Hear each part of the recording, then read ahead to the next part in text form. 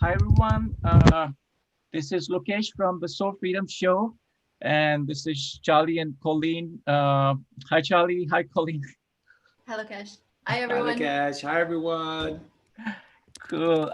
If somebody can confirm we're live, I think we're good. But if somebody can quickly confirm, so we'll just start with this. In my original documentary, I revealed the Michael Jackson, Trump, and JFK Jr connection. The video went viral, revealing many things concerning Michael, his war with the Illuminati, and how Trump was secretly protecting him from behind the scenes. If you did not see that video, the link is in the description section of this video. The documentary revealed powerful clues that suggest Michael faked his death and came under the secret protection of QAnon, just as John F. Kennedy Jr. did nearly 10 years before. You know, when Michael Jackson died, I knew him very well. And everybody was talking about Michael Jackson. They didn't know him. One thing about Michael Jackson, he lived in Trump Tower. He lives in various of my buildings. I mean, he sort of follows me around in the sense of he likes what I have. Well, I know him very well. He's lived in my buildings. Perfect gentleman. We never had one problem. He's a friend of mine. I mean, he's a good guy. I'm going to stick up for him because nobody else is, but I don't believe it. Michael was a special guy. He was with me many, many times, at Mar-a-Lago in particular, in Palm Beach. And so many unbelievable weekends took place with Michael, especially in Palm Beach. What most people don't realize, when Michael Jackson faked his death, he appeared with JFK Jr. on the cover of People magazine. This was not a coincidence.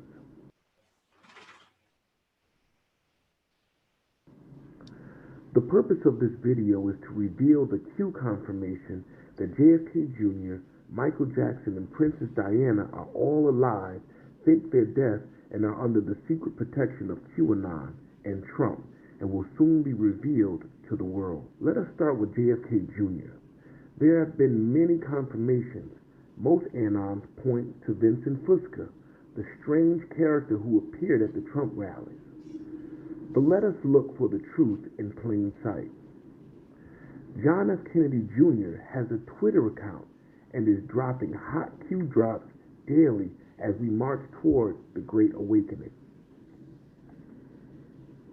But some may say anyone can fake a Twitter account.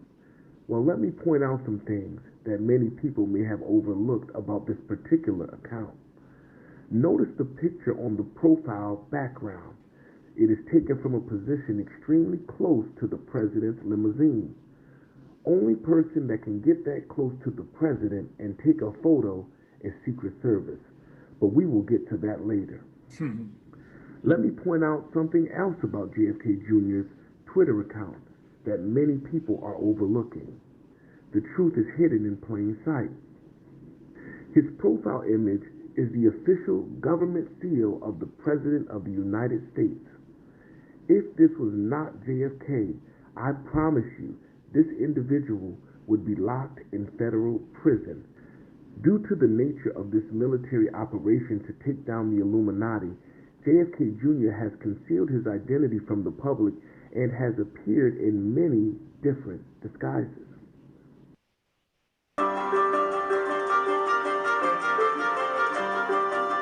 This is an original photo, right? You can see it. And it's right there. And that opens up, and that's John Kennedy. That's John. See, who was a friend of mine, and who was getting ready. He was a great guy, and he was going to run for political office. He would have been very tough to beat.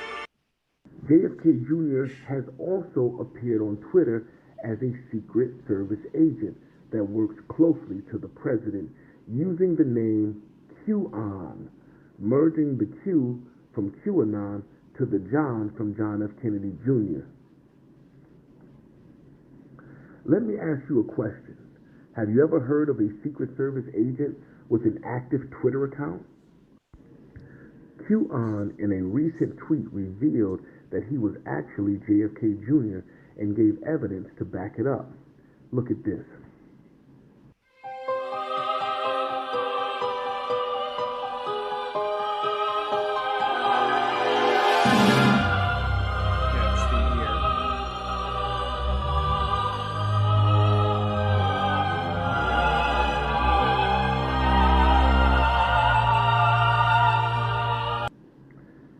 is where things take a twist.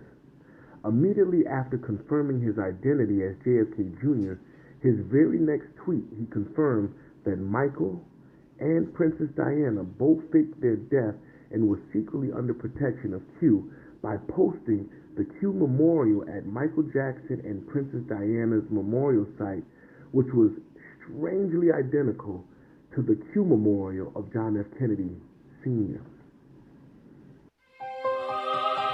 Okay, this goes on for a few more minutes. I'll post a link to this video, and just wanted to show one last thing. I've been wondering about Trump's mudras. So I did some research. This is the knowledge mudra. Gyan means knowledge in Sanskrit. And he does a lot of those mudras, and there's a couple of sites that decipher that decode that. And this is the most important one, I feel. And I was always wondering why he does that. There's a meaning behind it. So I think people are decoding the Q drops, but I think we need to start decoding Trump's hand gestures as well. Okay, I'll stop sharing. And all right, take it away, Charlie and Colleen. Welcome to the show. Thank you, Lokesh. Yeah. That was beautiful. What a wonderful start to the show. Thank you, my friend. And hi to everyone out there. We love you so much. A few things that I just want to go through here. First off, from a meditation standpoint, you will see that in meditation, that everyone who meditates just almost naturally does this, because it's important to complete the circuit. Remember that we are, although magnetism should dominate and is the dominating force, we still are electrical beings. We are the creation of the Father and the Mother, so that we are electricity, the friction between the love between the Father and the Mother. So you have 5 fingers on your hand, and there are 5 essential elements of the earth, and each digit is a representation of the 5 elements of the sacred elements of the earth. So this is the thumb, of course, and that's your thumb print, and it's your definable thumbprint because it's a very physical thing, is the physical earth. So your thumb is a representation of the first of the 5 physical elements, or the 5 elements of the earth, which is the earth itself. So then the next finger is the water, okay? And John the Baptist is associated with the water.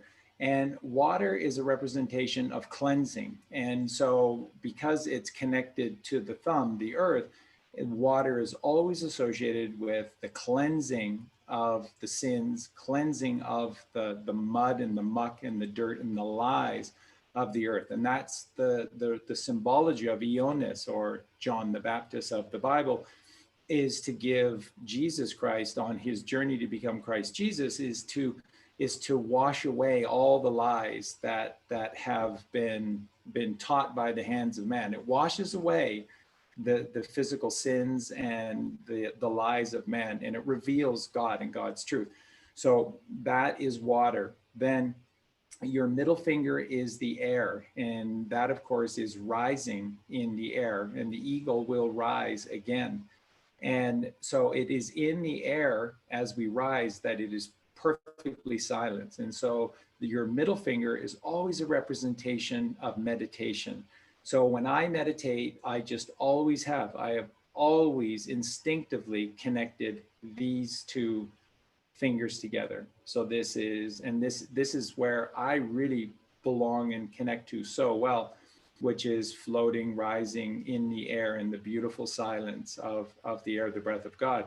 So then the 4th one would be the baptism of fire. So this is fire, your ring finger, the ring of fire, down, down, down in that burning ring of fire. So the ring finger is the fire finger.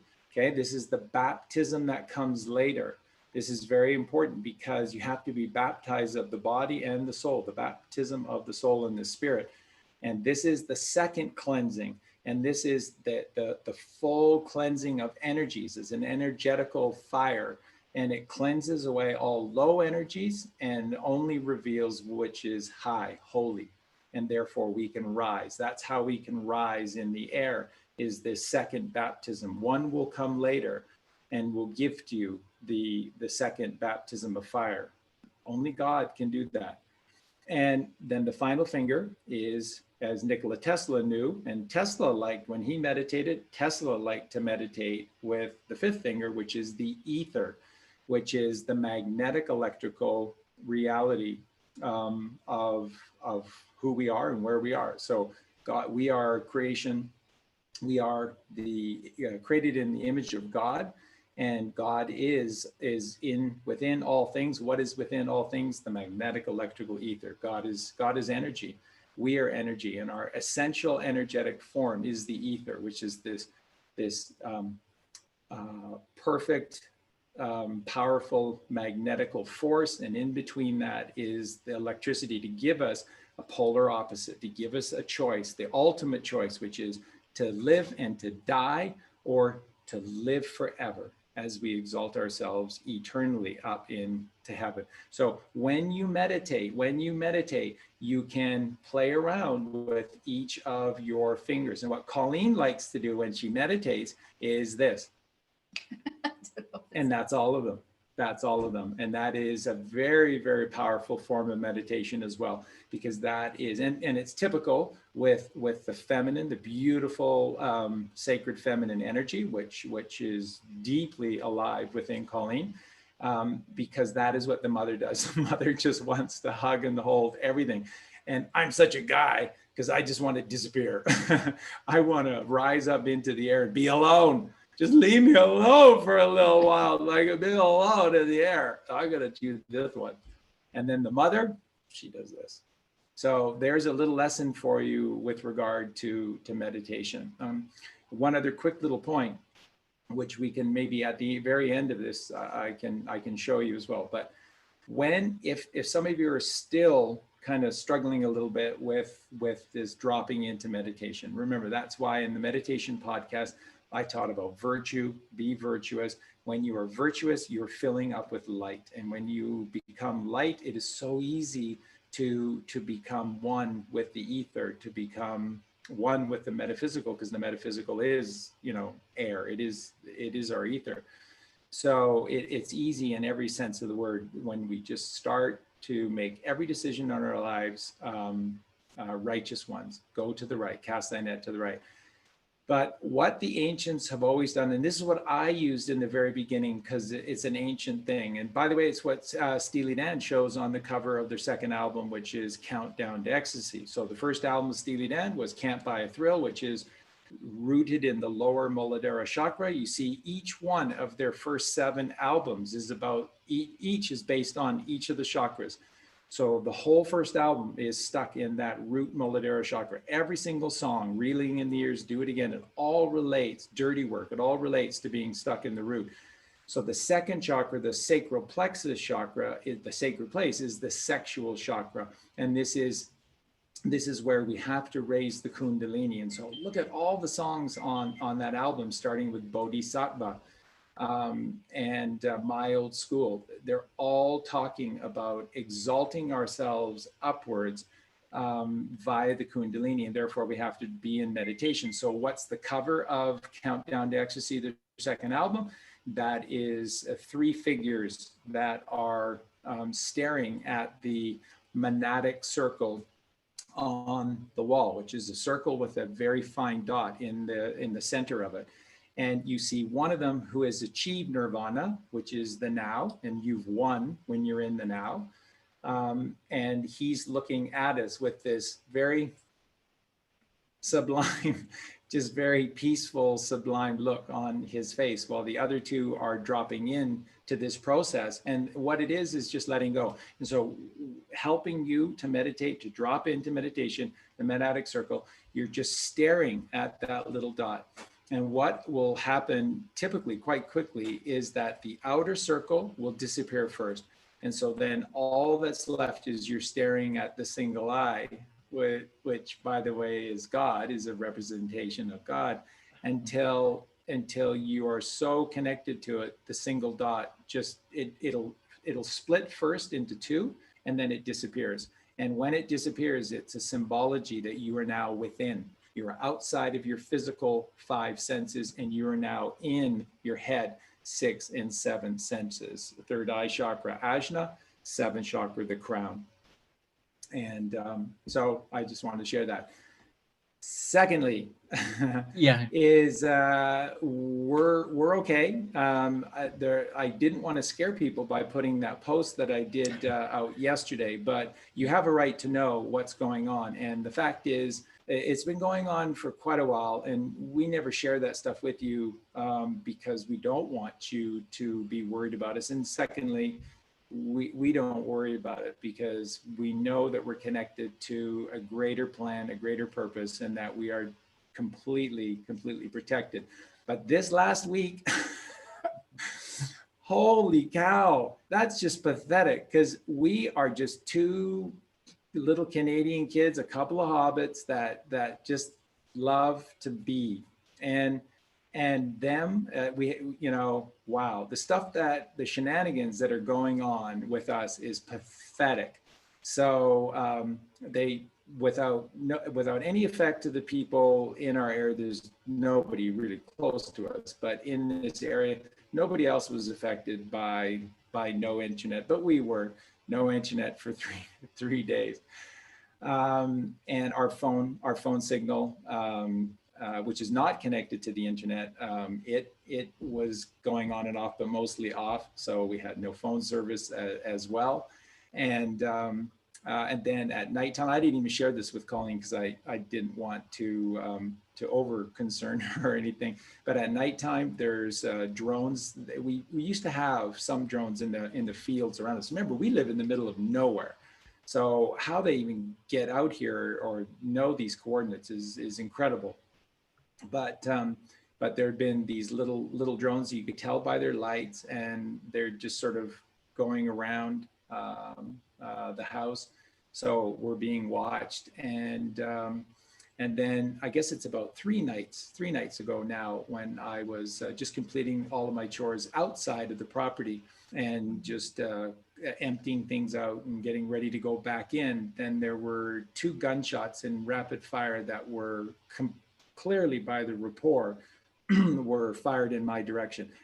Clearly they weren't fired at me. I didn't get that sense at all.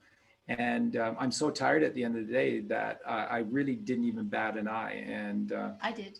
I began to sort of investigate, but then Colleen was calling me, and it's like, oh my God, are you okay? Are you okay? So I came back to Colleen and stuff like that. So the reason they do all of these things is to scare you, because when you are afraid, you disconnected from God. And when you're connected to God, there's nothing that they can do. You could literally be surrounded. I mean this powerfully. You could be surrounded by 360 riflemen in a circle, all firing to you in the center, and they'll all miss. They'll all miss. You can't be killed if you are in control. It's actually an episode on Star Trek, the original Star Trek. It's called something at the OK Corral. I forget the specific title of the episode, but that's right. But it's it's sort of based on. So I told Charlie, you have to mind meld me, because I can have no doubts in my mind, and I have doubts and he doesn't. So nope. It would be nice for him to just give me that, so I know. Right.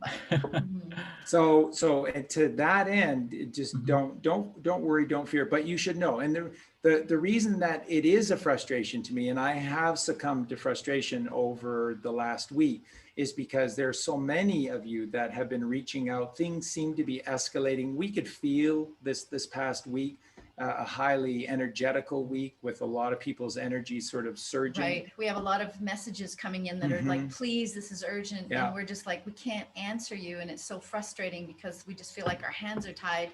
We can't communicate. We couldn't even call out. It was very frustrating. No, and it would come and go in pulses. Sometimes we'd get a message and then we couldn't, for like 6 hours or something. So it was really frustrating. Yeah. So we just share that with you. Just again, we haven't abandoned you. We haven't stopped. So we've been doing a lot of mental work to protect you and to provide healing, powerful, protective energies with you and over you.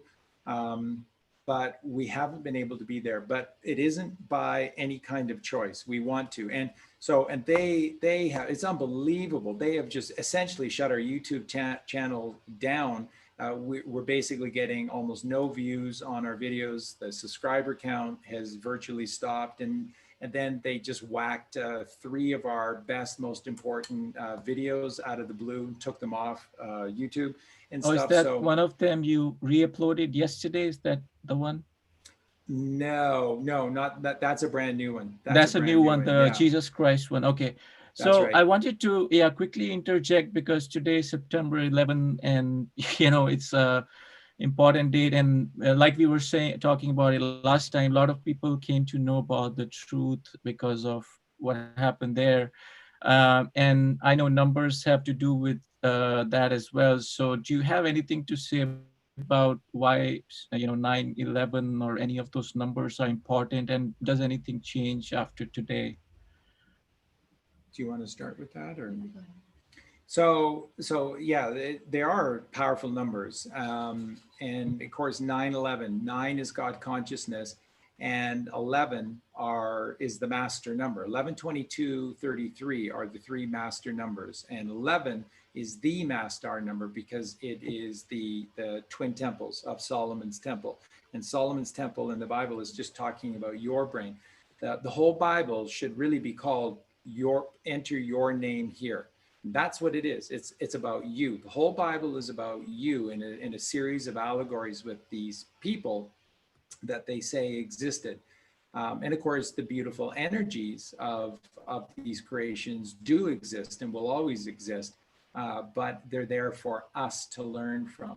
And it's going to lead to another comment from me in just a sec. But 9/11, the significance was in 2001 was to, and by the way, as I think I discussed last week with you, they denied Nasara, the Bushes.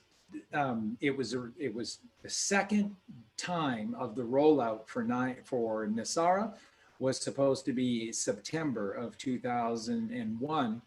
And some people say specifically on 9/11 was supposed to be the rollout. And their response was something very, very different. It was very, very different from what was supposed to happen. The first rollout was supposed to be during the presidency of John F. Kennedy. And of course, they gave a response to that as well. And of course, this third rollout of Nasara in 2020, they had a response for that as well. So can I ask a question? You say that they were supposed to roll it out. Is it because the way the system is that it always needs some sort of a reset because it's so corrupt and it just doesn't work well for everyone? Or why would they need to roll out? Excellent question. And you see how this is so much bigger than the United States. It's so much bigger than North America or Western politics or anything like that. Nasara and the money, I don't think I've spoke specifically to this, but all of our teachings about the Aryans and this incredible group of people that ostensibly originally existed in northern India, and then they spread out through the gap in the Himalayan mountains, and they expanded out to the north and to the west, and they're the responsible, you see, for Persia and for Babylon and the Holy Land and Egypt and Greece and Rome and the flowering of Europe and everything else. So these are the people, and because they were alchemists, because they were alkaline, because they were frugivores and they had alkaline bodies, they were alchemists, and alchemists turned lead into gold in every single form. So these Aryans were richer in physical wealth and possessions than you could imagine, because that's what happens to people who are goodly, godly, righteous. Your fingers, you have the Midas touch, and your fingers overflow with gold, right? Because God is the golden creator of this golden earth, and we are the golden children. Gold is the most purest form of pure treasure that exists within and without. So their fingers were flowing with gold. And so these gold reserves that people have talked about, and these are, by the way, it's often referred to as the Himalayan, the secret Himalayan gold, or the gold hidden in the Himalayan mountains. This is the Aryan gold. It's very real. And a number of years ago, quite a while, this is before, I think in 1950, I believe 1952 was the year when a portion of this gold was verified, accredited, and bonds were issued in the amount of this gold. And the amount is astronomical even then in the trillions of dollars. So after the Whirlpool speech, Donald Trump disappeared. He said, I have to go away for a few days. And Trump disappeared to this very secretive meeting in Europe.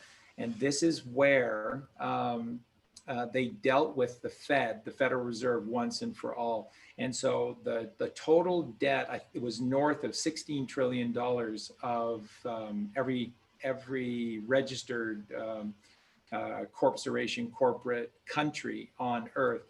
And using this Himalayan gold of the Aryans, they paid off the debt of every single country, and you have been made debt-free. And that's why, believe me, it's going to be the easiest thing in the world for all of these other things to roll out.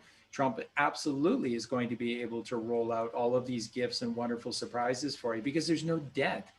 There's no debt anymore. And as soon as they attributed these bearer bonds to the Federal Reserve for the debt in question, which, by the way, was illegal. So people say, why would they do that?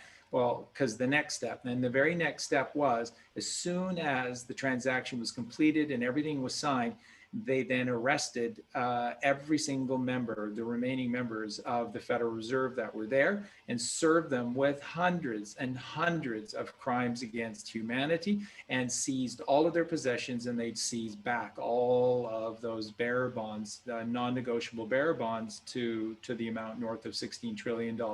So God wins. God always wins. All you have to do is cast your net to the right. If you're tired of losing, and you're tired of being a Goomba like I used to be in my life, you can just start winning all the time now. And you do that by casting thy net to the right. And that's what they did. And that's where that gold comes from. When you become alkaline of the body, you become alkaline of the mind, and then you'll become rich in the true riches of this world, beyond calculation.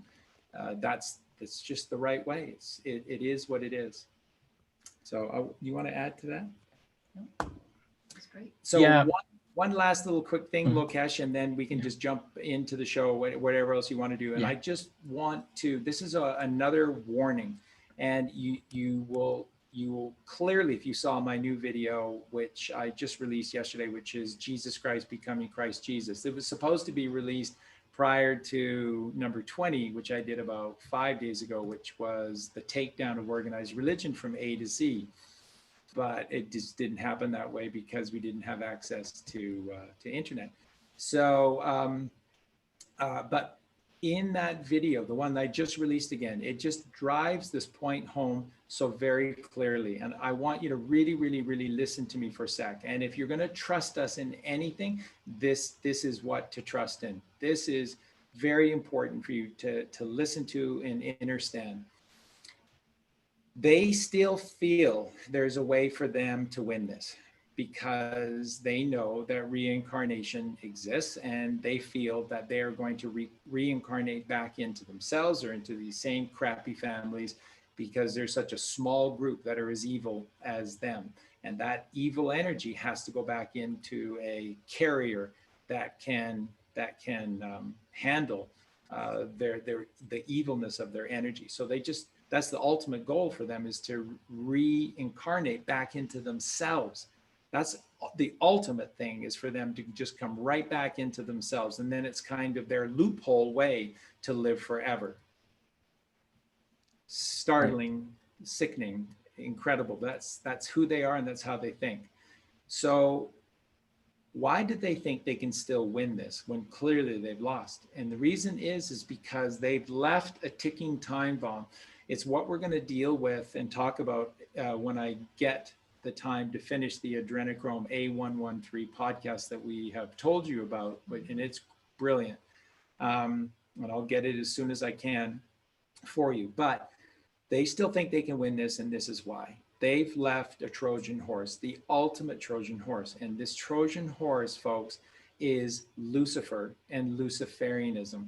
And you need to wrap your minds around this. Lucifer means light or of the light, okay? But it's the wrong light. It's the light out there. And everything about organized society says you have to come out and play. Here, little boy, here, little girl, come out of your house, come and play with us. The game is out here. It's not in there. Come out and play. So how does everything about freaking organized society work? You have to come out and play. You have to go into their world with their rules, and you have to capitulate to their rules. Everything, you can't deny this. Everything about these demons is to pull you out. And Michael Corleone, it's what who's Scorsese. The director? Scorsese. No, it wasn't Scorsese. It's who's the director of the Godfather films? You know who I'm talking about. And in the third film is really talking about his relationship. It's a lot like Kubrick's. Coppola, right? Francis Ford Coppola. Yeah, Francis Ford Coppola. I just Googled it. Beautiful. So Coppola in the third movie used Kubrick used The Shining to basically turn the Jack Nicholson character into Kubrick and what he had got himself into, right? If you really want to understand the bigger purpose of The Shining, you realize that the Jack Nicholson characters is Kubrick and everything. So you just see all of the references to adrenochrome and yike. That's the world he got into, all because he wanted, certain things and some privileges, the price you pay for the things that you want out of that system. So very much Coppola in the third Godfather film was essentially saying the same thing. You dance with the devil, this is the world.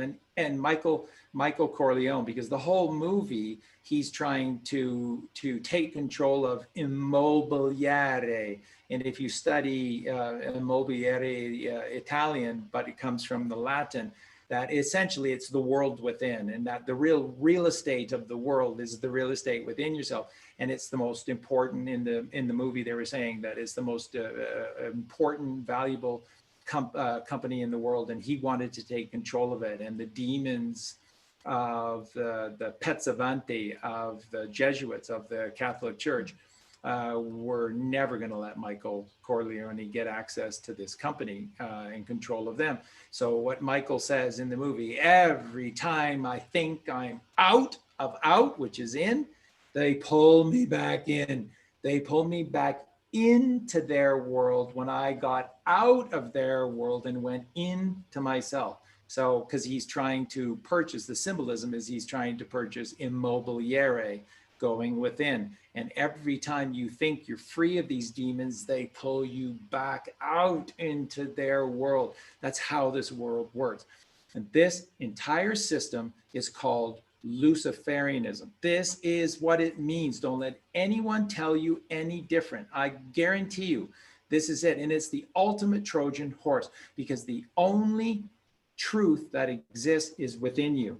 It is within you. I guarantee you, the only truth is within you. And if we don't, going forward, if we don't do this and go within ourselves, and remember, I have no power, and I no longer have a role to be your teacher or anything. If you go within, you're going to become free of us, of everyone else. That's a powerful message. That's a really goodly, godly message. Their message is that you're a worthless sinner. Jesus was the only begotten Son of God. So then what does that make us? If he's the only begotten child or son of God, then what are we? Just fodder to be used, right? I mean, clearly that's what they think. So again, the people who think this message of Christianity is all beautiful and pure, Western Christianity is based on the Catholic lies. because these are the Jesuits. These are the demons, the true demons of the earth. So not to get sidetracked, the truth is within you. The books that you can trust, besides the two we're about to write, those two, and then no other in the physical realm. But the books that you can trust are the books within you, are the Akashic records. And they're not muddied by the hands of man. They don't need John the Baptist to cleanse them. That's the purity. And only you can go within you. They can't follow you. They can't tax that. They can't regulate that. They can't make you get a permit to that. That's why they hate it. That's why they scare you from going within, because once you go within, you're free of them. Okay, so Luciferianism is out there. The sun in the sky is beautiful, but it's not the answer. It points the way, and it always points from its crown to your crown. The way is your crown, is your head, which is heaven, and you have to go within. Okay, and I want to leave you with on this this topic with this very, very important point. Okay, cool. Great. Thank you. So, no, that was really good introduction. I actually had a question regarding that, but I'll just hold off and I'll just read one of the questions from the audience that came in through email. Actually, two emails which are kind of tied together. So one is from Sophie Marie Chamos, and she says, yeah, and she says, what will happen after November 4th? Of course, our beloved POTUS, who's Trump, of course, will win in a landslide or on a landslide. Will the world be back without lockdowns and the worldwide travel restrictions will lift after that? Is every country controlled by the good guys now? I understand that the current lockdowns are necessary to catch all the sickos. Yes, I'm asking this as many people, including me and my husband, are separated from their families for a long time now. And then I'll just quickly this one more, which is kind of tied into this one, which is from Bernie Haberman. Haberman, he's in, I think he's also in Canada. And he says, hey, Charlie and Colleen, I'm in Melbourne. Oh, actually, he's in Australia. I'm in Melbourne, Australia. I understand your comments in a recent Q&A to mean that the harsh lockdown in Melbourne in particular is more about clearing the tunnels that the children are being enslaved in than trying to build a socialist communist police state. Am I right in interpreting it this way? If so, do you have any thoughts on the role of our Prime Minister Daniel Andrews? He appears to lack genuine empathy and leads our state like a dictator. However, is he on the side of the good or doing the good people's bidding? While I'm excited that no country will be left behind in this mess, as people, I feel we need to stand up to the draconian measures that he and his government have placed upon us. Look forward to hearing from you. Much love, Bernie. So, yeah, a lot of questions around the lockdowns, and also I hear many people talking about the October surprise that Trump has been talking about. And I think last week he said he's coming up with some vaccines and he wants to come out with them as soon as October. So maybe it's kind of tied into that. But yeah, I'll let you, connect the dots from there. Okay, just quickly go back and just read the first question again, because I want to address that one first. Sure. What will happen after November 4th? Of course, our president will win on a landslide. Will the world be back without lockdowns and the worldwide travel restrictions? Yeah. I remember. Okay, so I'm going to start with that one. Colleen knows all this stuff too. So Collywog, please jump in anytime, Angel Pie, because you know it as well or better than I do. So I wish I could tell you that that come November 4th, everything will be righted and everything is just going to be beautiful again. The reality is it won't. And before people just start getting, sort of really frustrated and whatnot, please understand that all of this is bigger than they imagined. And we're going to get into this with the second question.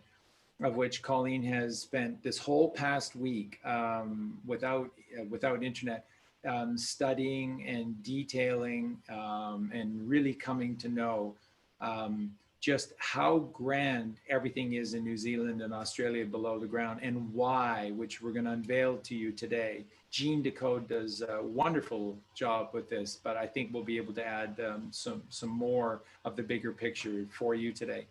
So because things are, and just look at California right now, okay? These demons are suffering because Trump has starved them of everything, including all of their ways of making money. And you have to remember, their habits cost massive amounts of money. So all of these political minions are starving right now because they are used to funneling into their own pockets hundreds of thousands of dollars per month. So you need to know this. Like I said, what did Trump say himself? Q has said this, Trump has said this himself. If you knew the wholeness of what is going on, you'd throw up. You'd lose your lunch over, and that's just talking about the enormity of this subterfuge and how deep this goes, let alone just getting into the stuff with the children. And I haven't even had the courage or the strength to share all the things that I've seen with regards to the children. It's that horrific. So this is horrible beyond description. It is, and it's bigger than they anticipated. So with this question, will November 4th see? Sadly, no. And remember, they were supposed to start all of the legal proceedings in Congress with these investigations for, Spygate and Russiagate and Flynn-gate and Gate and who's gate and where gate and their gate and all of these things, Hillary Gate. So all of these were supposed to happen, and none of them have happened. And they haven't happened not because anybody's lazy. It's because they're just having to deal with crisis after crisis after crisis. And this is starting by taking the head of the Hydra off. But this is the thing. They've had 100 years of printing monopoly money. So anything's possible. Just think yourself what you would be able to accomplish in 100 years of unlimited money, what you'd be able to do. That's what they're having to deal with. So I hope that answers that question, because I know that you're separated from your families, and it's gonna last longer. You think the travel ban will last longer? I think things like that will be the first to be remedied, and I think that those things will come. I think that there'll be a Christmas break. Part of the Christmas present that Trump is talking about at Christmas, I think, will be a merciful lifting of the travel ban for Christmas, New Year's. But there's a very powerful NESARA application to this. So you think this could be like a worst case scenario that by Christmas it would take that long? No, I think that mercifully there could be a break, but the travel ban could be reenacted back after the New Year's again for a while.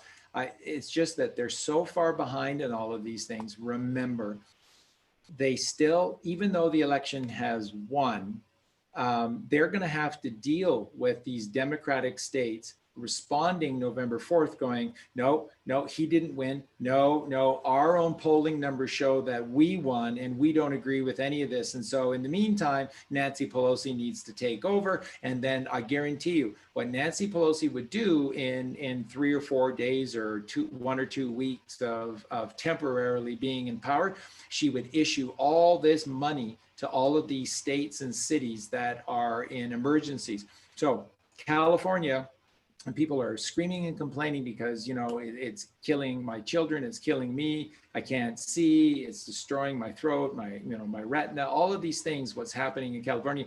You can't even see in California. There's just so much fire and smoke.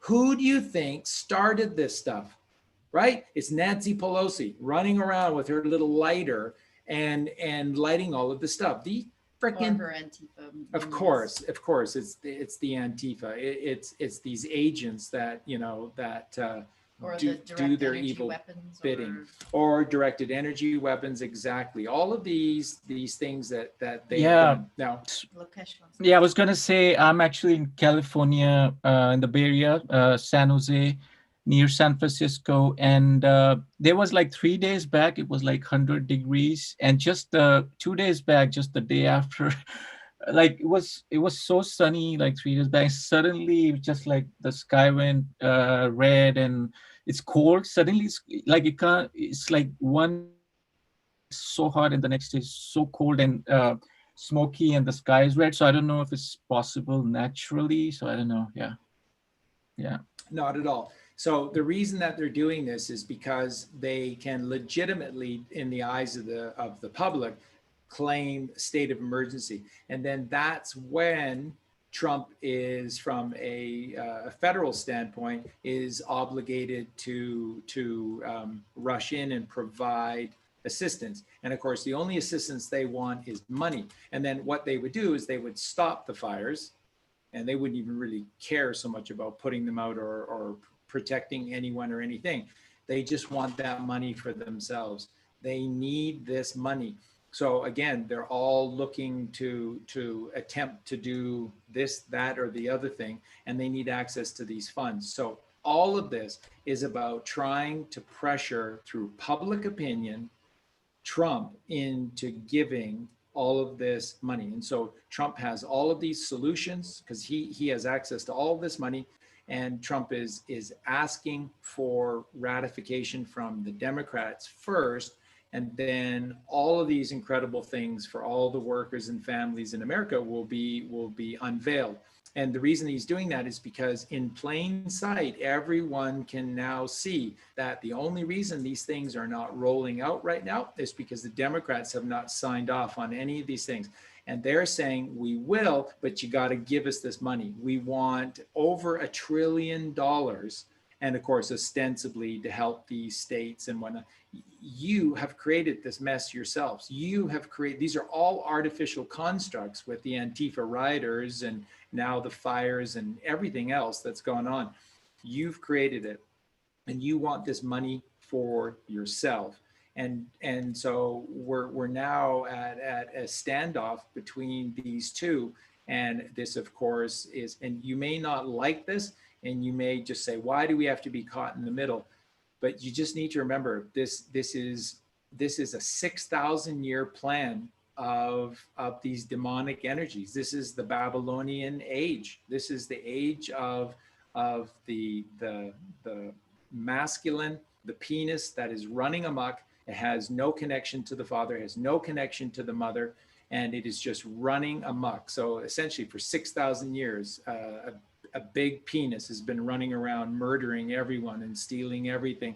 And so it has to end. This election is about right and wrong. This election is about good and evil. This election is about life and death. And you have to vote it that way. So it's ugly, it's ridiculous. I was going to say, they're going to block this video because you said penis. Just kidding. Actually, you know what? I was looking at the chat. Somebody mentioned something about the FBI. Like they had a question about FBI, and it got blocked. The comment didn't even show. It says it's blocked, so you can't even say I mean, I'm saying FBI, but you can't type FBI. I don't know what's going on. So one of the questions was, should we be protesting? Should we be allowing the governments to restrict us the way they are? And that's part of our teaching too, and all the other great people out there, is that we have rights, we have human rights, and they're being violated. And we need to stand up for ourselves. And as a group, as a family, that's really important for us to do. So it is super important that you stand up for your rights, and we do not let these draconian laws carry on, amassing. Like we can't even go to a funeral of a loved one or go and visit them if they're sick.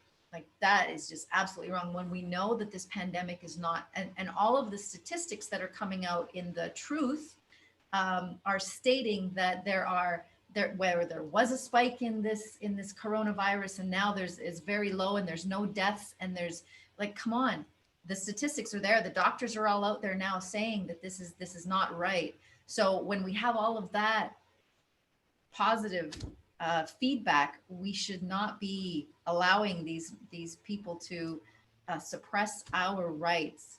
So there should not be a travel ban. There should not be the restrictions for people going to work, going to school, wearing masks, not being able to go into certain stores if you're not, following these protocols, and all of this social distancing, and all of these children not being able to touch each other. And it's just ridiculous. And it is creating a massive fear. And there's so many people that are just going, I don't even want to live in this. This is going to continue forever. And they believe the mainstream media. So what a terrorizing, Yeah. So that reminds me of a couple of things. So some people are saying specifically about California that they want to kind of let people go out of California. They want to vacate the land. They want to, and it has something to do with China. That's one thing. And the second thing is, some people want to go like off the grid, move out, just of the big cities and states. But like you were mentioning earlier, even they have reached you, kind of, I'm just saying how people don't feel safe. And some people are talking about like civil war. They're saying after elections, there will be a civil war. I don't know if it's just rumors. I mean, people have so much stuff that they're talking about. So. Yeah. So let me just let me just explain all of this for you. Okay. Mm-hmm. So once again, they have cut the head of the Hydra off. So Trump and the Q team are in charge. The problem isn't the enemy. None of them. Anybody who has any association with adrenochrome is not free. So nobody has to worry about this. If you're still seeing some people, then they need to play a role. They have to give this feeling amongst the masses that it's still sort of business as usual. But they've got ankle bracelets on. They have Secret Service details. So you're talking about even the people that are in Australia and New Zealand, the politicians, all and of the demons, leaders. all of the demons that are in place. And so one of the questions, the second question, which we're going to get to in just a sec here, about Australia and New Zealand, and is Andrews, is he actually a good guy, or is he just doing the work of the good people and whatnot? I don't know. My gut is telling me that he is an absolute demon.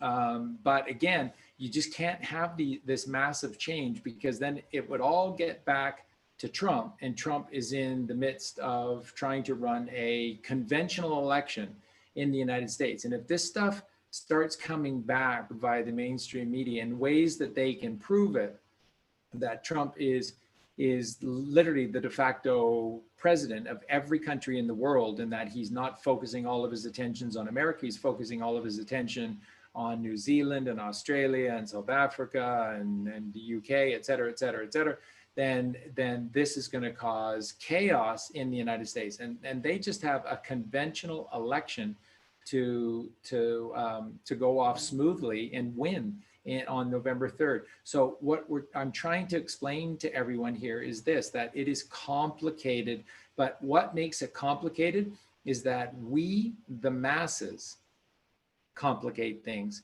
because of how far we've fallen, how disconnected from the truth we are, and even just how difficult it is telling us the truth, and how we react to the truth has become. So you're saying that the plan that they've set forth, and using these people that are evil, and making them capitulate, and then making them submit and continue with their charade. Yes. That they're doing that because we have fallen so far as a mankind, that we no longer can see the truth for what it is. We have bought into this spell that we've been put under by these nefarious people. And so how do you wake up 7 billion people, right?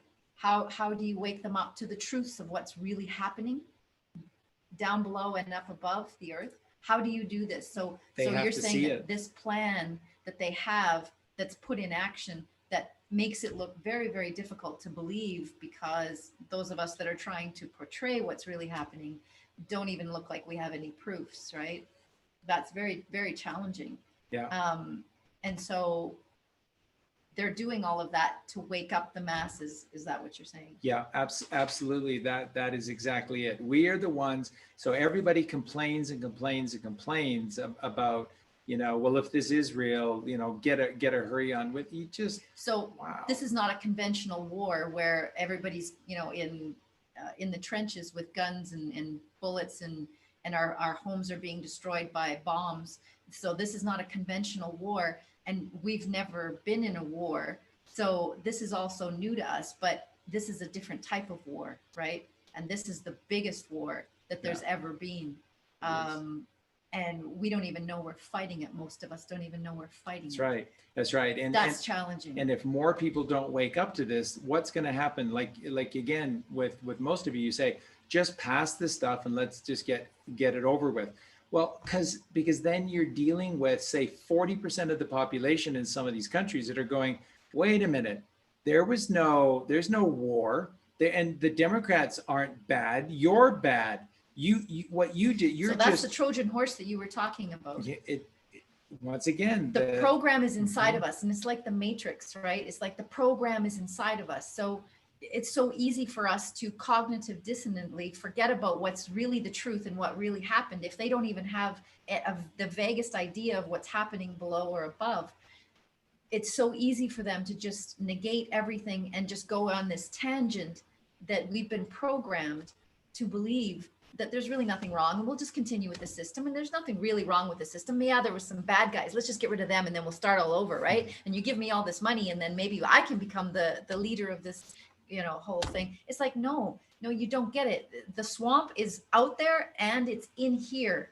We have the swamp, and we have to drain that swamp, and it lives inside of us. And I'm not saying that to scare you, but we all know we have the ego. We all know that we have that little piece of us that is tempted into doing things that we shouldn't do, and it strays from the goodly godliness. And that's why we got into this problem. We strayed from the goodly godliness of the right hemisphere, of the goodly godly connection to God, and we strayed into the left path. And now we're at this place where we're finding out that a lot of us are eating children, drinking their blood, and some of us are believing that that's really what's happening, and some of us don't even know that that's happening. It's a very precarious place to be. Go ahead, Lokesh. I was going to ask, a lot of people are asking about Canada. I know you guys are from Canada. A couple of people are asking in Quebec, they're putting people away in secret prisons, and there's a couple of people who said that they're taking people away. I don't know if that's true, but do you have anything to say about that? Yeah, I don't believe that is true at all. Canada has been under lock and key because it's America's bordered friend.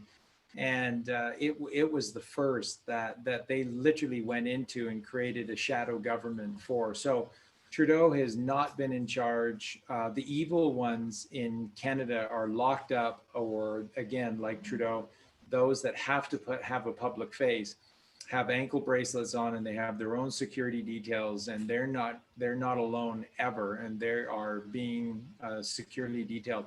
And there is a lot that has been going on in and Canada. And if they were free, if these people were free, like in Australia, New Zealand, or Canada, this would look like a completely different situation. That's right.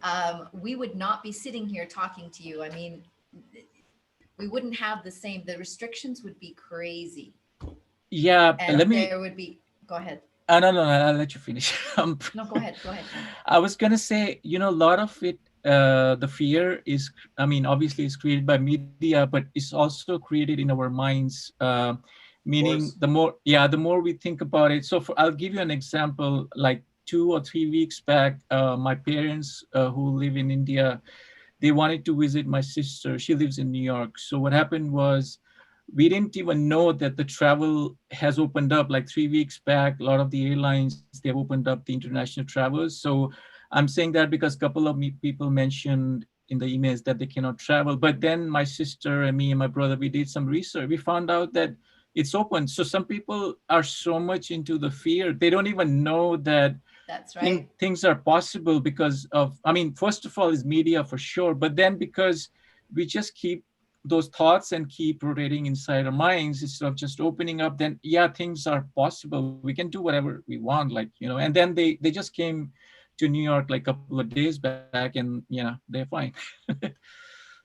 That's awesome. And thanks for sharing that. And that's Yeah. important. We also have a friend in Australia who is working on traveling to Mexico in October. And so she's been given a go ahead. And but so she called up the airlines to see if they indeed would let her on the plane with a ticket. And she's kind of getting a little bit of a runaround, but she's looking at all of the fine print, and she's reading it and going, okay, I think I can do this. So she said to herself, I'm gonna do this. And so she's gonna go forward and book the ticket, and she's gonna get on. So with that kind of a mentality, I think she's gonna be able to get where she wants to go. And you're exactly right. And that's why I said to Charlie, it's important that you mind meld me, because I need to have zero doubts. And that's where I can create, from that point of no fear. It's the fear that stops us from even seeing solutions to the problems that we're challenges. Left brain, Yeah. right brain, left brain, right I brain. know. Yeah, I She said think a lot of that. it is also because people are so much online. The human connection is missing, and also I saw that in YouTube chat as well. People are saying, "Oh, you live here, let's connect. You live in the same." So people want to get back to the social connections, and because of this lockdown. But I mean, if you look at it like positively, there's technology that's helping us do that. But I think eventually we need to find ways like what Michael Tellinger is talking about, the communities. And what was the other one? There's a intentional communities website that I talked about last time, where people, I mean, eventually, if not this year, next year is going to happen, is people will want to get together. We can't do this online like all our lives. No. And we Yeah. will. Yeah. He's saying he thinks a little longer. I don't think it's going to be that long, but Mhm. I Yeah. think that we're going to be able to do a lot of things because we are just deciding we're going to do these things. Okay, now there's a couple of gaps in these questions here that I want to address. They're very important. So first, just I'm going to get back to Australia, New Zealand in just a sec, because this is the second question, very important, and also with Canada. Just this past week in Canada, just talking about that there's a shadow government and that things are rolling along in Canada. The Nassar protocols have already been all rolled out in Canada. Canada's financial system is completely clean. It was the first country outside of the United States to become perfectly clean.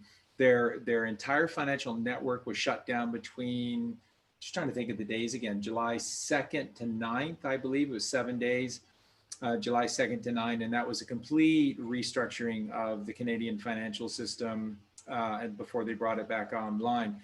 So they've been doing a ton of work. And again, the tunnels, like Jean Decode can tell you, they're just astronomical in Canada, in particular the Rocky Mountains and on the coast. Always British Columbia, Vancouver. Always, it's always on the coast. Even we just found out about Powell River, wow, in the middle of nowhere. But again, that's how they like it. These rats, so they can scurry in and out and not be seen. So a lot of great stuff happening in Canada. And just this past week in Canada, there was the clandestine release of these new protocols for a new government moving forward. And this is and for the first time ever, this is an autonomous country, no longer connected in secret to the yoke of the British realm. The Queen was never in control. It's who controlled the Queen and who controlled the United Kingdom, which of course was the city of London. And the city of London is owned by the Venetians, who are the Phoenicians. So they're behind all of it.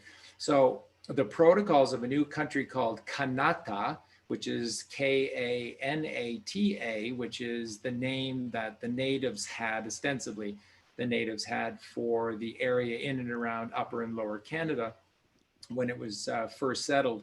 And so these protocols of free, for the first time ever, a free autonomous nation of supreme rights for the individuals was drawn up and was completed. And so this is so. Believe me, with Canada, you are in great hands right now. Tons and tons of work has been done, and because of your proximity to the United States, you're going to receive in sort of in order probably the first rollouts of everything. So you're in great shape. You haven't been. Canada is just one of the most disgusting examples of a fake nation that has excellent. Yeah, look at the shape located in Ottawa, Kanata, of the V for the sacred feminine, the womb, the vagina. Well, that'll get us taken down. So this is a suburb on. Yeah, exactly. But again, you just see the sacred shape of the land, of the Mother Earth. It's beautiful. It's beautiful. So there's wonderful things that have been happening, but Canada, again, I just want to make this so clear. We have had no freedom whatsoever. We have been completely dominated, and the people in charge, sort of boots on the ground. They're not, they're not thinkers or anything like that, but the Bronfman family out of Montreal have been the mafia, have been the muscle that has been controlling these politicians, and they own Justin Trudeau. And of course, where are the Bronfman heiresses, the two daughters? They're in prison with Keith Rainier and the whole Nexium, the whole tied to Ghislaine Maxwell and Jeffrey Epstein, and procuring. What they were doing is procuring runaway teenagers to become these mothers of this underground children. And again, if I haven't made this clear, I want to make this very, very clear to everyone. I'm going to get back right after this to Australia and New Zealand, okay? But Area 51 and Roswell and the alien crash of 47, this is all code. Folks, this is all code for child trafficking and the building of this extensive tunnel network. So, and it was New Mexico. And you know this because you know the Jeffrey Epstein huge ranch in New Mexico. You know the tunnel system. And the tunnel system goes right up into Area 51, and from Area 51 right to the border of Canada. There's one entrance closer to Saskatchewan via Montana, and then another one right goes up into Calgary. And then this goes all the way down to Mexico City, goes all the way to Los Angeles, and then out to Catalina Island and stuff. So Roswell and the emergence, this is the first time that we heard about the Greys. Are you ready for this? The Greys are not aliens from outer space. The Greys are these children that are bred and have never seen the sun. So they're bred underground and they live eternally underground as many things. And I just don't even want to go into it. I'm so sick and tired of all just the horribleness of these demons. But these children are the gray aliens. They look like gray aliens because they've never seen the sun. So their eyes are not fully formed. They don't have the eyebrows. They don't have the eyelids because these things are designed. They don't have the frontal lobe here. That all of these things are sort of designed to create shade for it. So you're saying it's like a mutation. They look like mutations. They do. They really look like mutations because they've never seen the sun. They've been underground, and so their noses are not fully formed. Their ears are not fully formed. And guess what? They look like these gray aliens. So the secret code that they're laughing at us, of course, because we live on a flat earth with firmament and we're completely protected. All you have to do is just trust in God and then just get busy with living your life and going on the journey that we all have to go on. Instead, it's outer space and all the rest of it. Let me tie this in. This is what I was going to say at the beginning of the show to just complete it. And this is a perfect opportunity to just complete the whole thing about, this will drive it home for you 100%, about Luciferianism and the out there world, which is the Trojan horse. If any of this stuff about space were true, then God is an idiot, because think about this, from it's the whole thing. If everything out there is the way to go, then he is an elitist scum that has set all of us worthless sinners up for just an endless lifetimes of slaves to the rich and privileged few. When you create everything out there that can be controlled and owned by a small group, then it precludes that the many will never ever get access to these things. So for example, God creates space and all of these other galaxies and alien races, which we're saying do exist. All of these things that, you know, that Jen McCarty and Genta Pixie and Laura Eisenhower, and they're sharing all of this beautiful work with you and stuff. What we're saying, we're not opposed to them. We're just simply saying to you, guaranteeing you that all of that exists inside of you. It has to, because that's the only way freedom can exist. If, look at this, if what they say is true, then what has happened is exactly the way it would play itself out. Who's the only ones that can afford to travel space? A few governments or a few rich families. Why? Because these spacecraft cost $1 trillion. Who's got $1 trillion? I don't have $1 trillion. I'll never, ever get to space unless I agree to wear a red shirt and get killed on a planet, you know, next to Spock and Kirk. You're wearing a red shirt. Don't send me to the planet, Captain Kirk. I don't want to go to the planet. We made that connection that everybody who wears a red shirt on Star Trek ends up. And it's true, because the red shirt is the red hand path is left way, and that's death. That's Roddenberry. He knew all this stuff. That shirt away. It's brilliant. So you had the thing about red shoes too, but that's another story. So folks, think about this.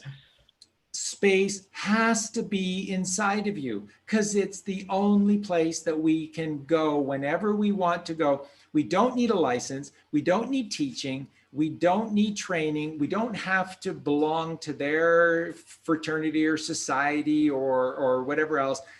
It doesn't cost money. There's no limitations of time and distance or anything else, right? Because we have these ships, but it takes a lifetime to get to Mars, and Mars is like the closest planet, but because it's all so far.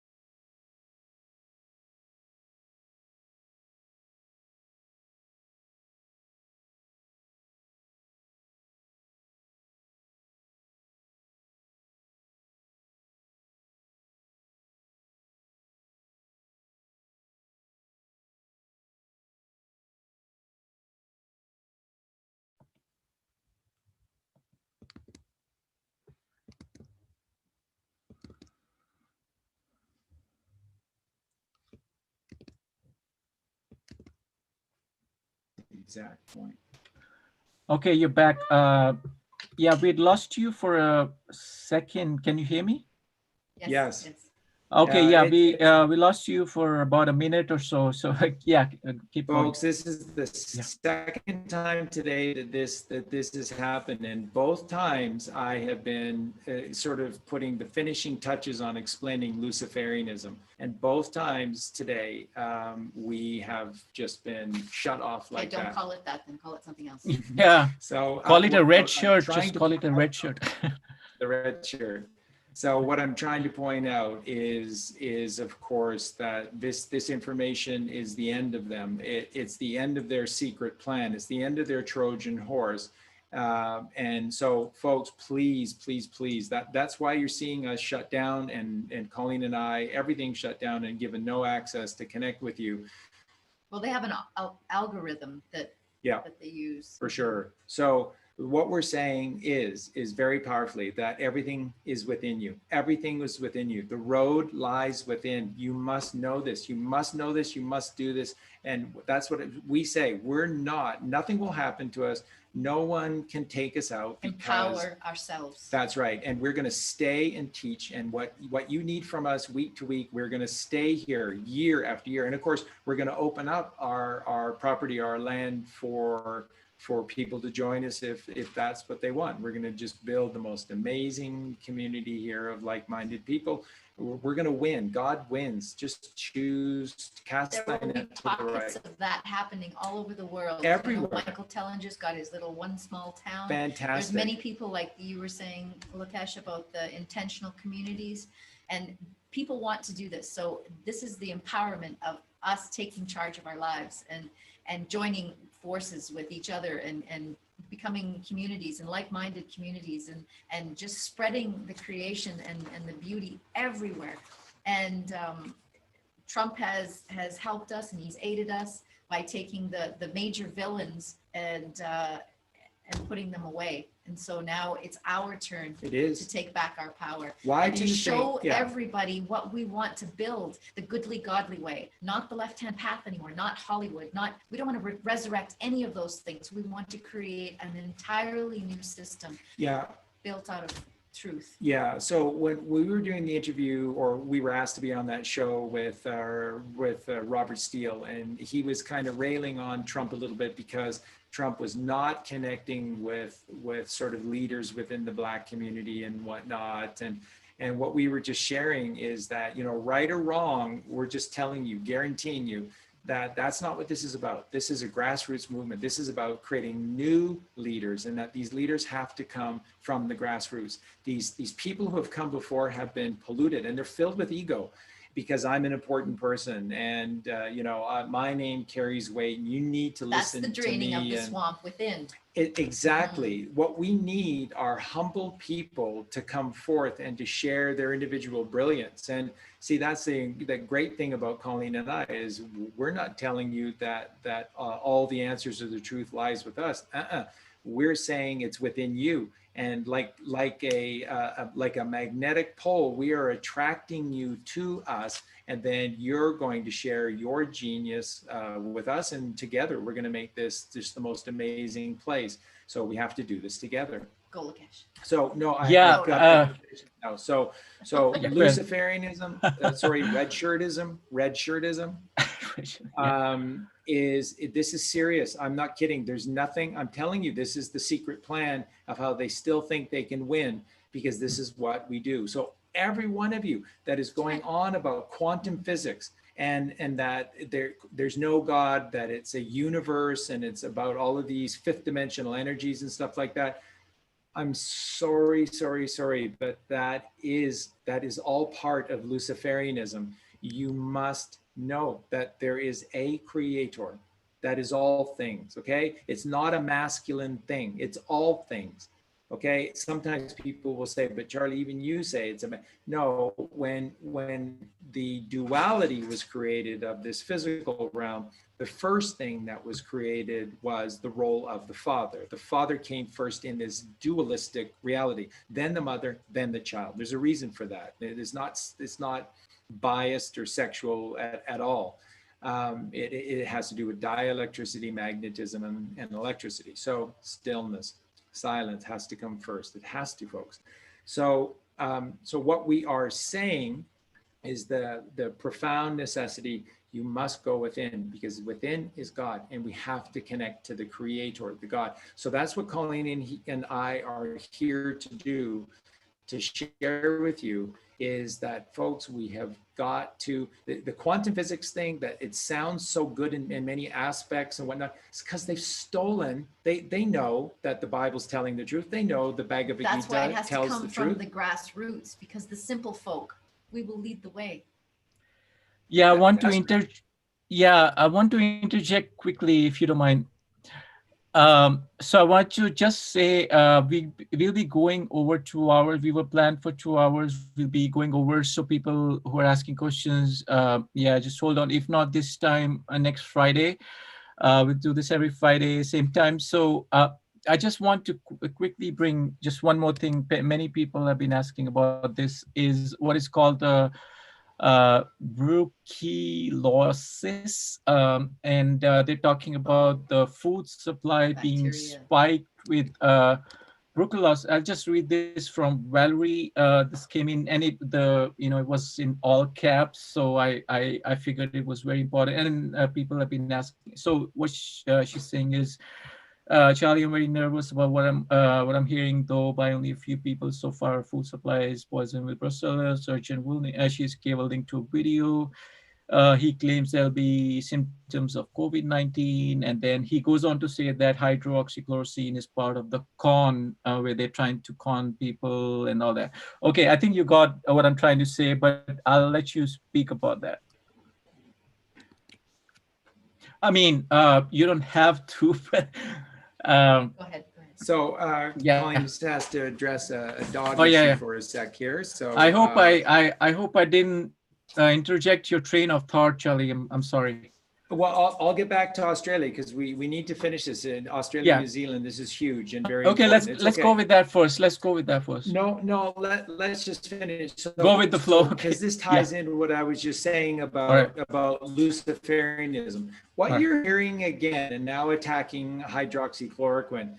Colleen makes hydroxychloroquine. We drink it every single day, and what it is, of course, is pretty darn simple, and it's mostly just grapefruit skins and the extract that comes from it, and it's incredible stuff. And so if you think that any of these things or this bacteria is real or is a possibility, once again, the simplicity, the simple truth of everything is that God has foreseen all of the juvenile, pathetic, vile, disgusting, evil tricks that man could ever fall to. So there's nothing new under the sun. God knows it all, and God has created a system with us. Remember, we are the creation of all creation. We truly are. We're at the center of all things. We are the highest high. We are the holy holies, this human creation.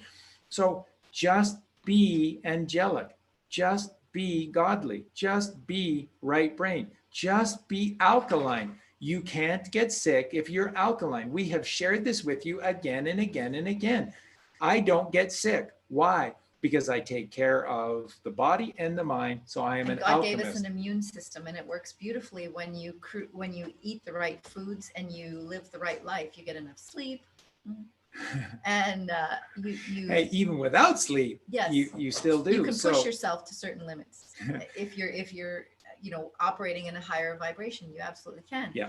But you still have to sleep. So any of this stuff, just be righteous, and it cannot affect you. It cannot affect you. So if you're concerned about your fruits and vegetables, you're concerned about the fruit. I think they said something about meats and. Okay, so first off, you shouldn't be eating meat. This is a whole nother thing. That's why the coronavirus is an anagram for carnivorous, right? You shouldn't be carnivores. We're into this mess because we've allowed the carnivores to rule the world.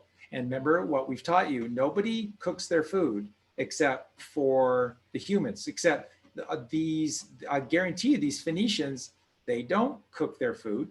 Only the Goyim do, only the sheeple do, only the masses cook their food. What do? We know what they do. They drink blood. They're blood drinkers. They lap blood. That's what a real carnivore is. That's what carnivores do. We have shared this with you time and time again.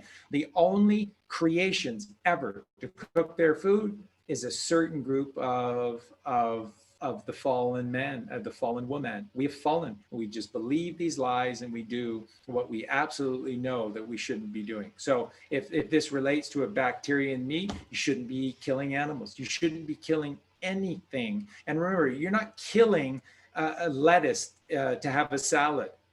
Anyone who says that is being paid, is a shill, is being paid by the opposite side, because you can't be that dumb. You have to be paid to say these idiotic things. You're not killing a mango by eating it. If you don't eat lettuce and mangoes in 10 years, the earth will be covered in lettuce and mangoes. That's how it works. So is this virus, or the bacteria, sorry, is this is a new thing, and it's a bacteria, and notice how they're calling it a bacteria, not a virus. That's right. That's right. So yeah. But I think it's a scare tactic. And we don't eat those things anyway, so we're not worried about it. But I don't believe that it is. Pray over your food. Call to God over your food. Invite God into your life, and I guarantee you, your children will have no ill effects of what you put. Be righteous. Go to the right and meditate. Pray. Do these things to connect to the right hemisphere. And just even right now, closing my eyes, my whole inner vision is completely white. It's just this beautiful, beautiful magnetic light, the photon light of God. So just cast thy net to the right, and you don't have to worry about these things. That may sound incredibly simple, Charlie. You need to really just take these things seriously, please, because this is very serious. And no, I'm telling you, that they're scaring you. You are in charge. You are in control. God made you perfectly. He made you in his image. You are a master creation. All you have to do is get yourself right. When you're right, you have might, and you can fight, and you will have flight. You'll be out of sight because you are right. Go to the right. Do everything to the right. And don't worry about it. It's that simple. It is that simple. He's right. True. Australia and New Zealand this week, what came to us, okay? This is information that was shared with us to help us to be able to, I think, to explain this to everyone to complete. Because what we're not doing the shows right now, we don't have the time, but we're not doing the shows on like all the tunnels and stuff, because Gene Decode is doing a phenomenal job as well or better than we could do. So there's no need for me to do a video about the truth of how far behind they are on these tunnels, because how many tunnels there are. Gene Decode is giving you accurate information, really, really, really good information. And I just found out from somebody, because I was saying we were just a little concerned about Gene. Gene's talking about clones, and we can guarantee you there's no such thing as what the traditional understanding of what a clone is. It can't exist, I guarantee you. And then somebody said, no, that's not what Gene is saying. Gene is not saying that it is human consciousness. No, you're right. No, we can't do that. It's something else. And I'm like, okay, that's awesome. So if Gene is not saying that is a traditional clone, then that's fantastic. And it makes sense because he's been being right about so many things. So thank you, Gene. We love you. Love to have you on the show sometime. It's just a question of time. But thank you for your great work, Gene. And so we don't need to do it. But what we were gifted this week to share with everyone is this. Plan A, as we unleashed for you in part 3 of our series on the takedown of the cabal. That was right here, right now, the takedown of the cabal. And that was the one where we talked about Walmart, Wuhan, China, and then the New Silk Road. And the New Silk Road led to Astana, which is an anagram for Satan, Satana, Satan.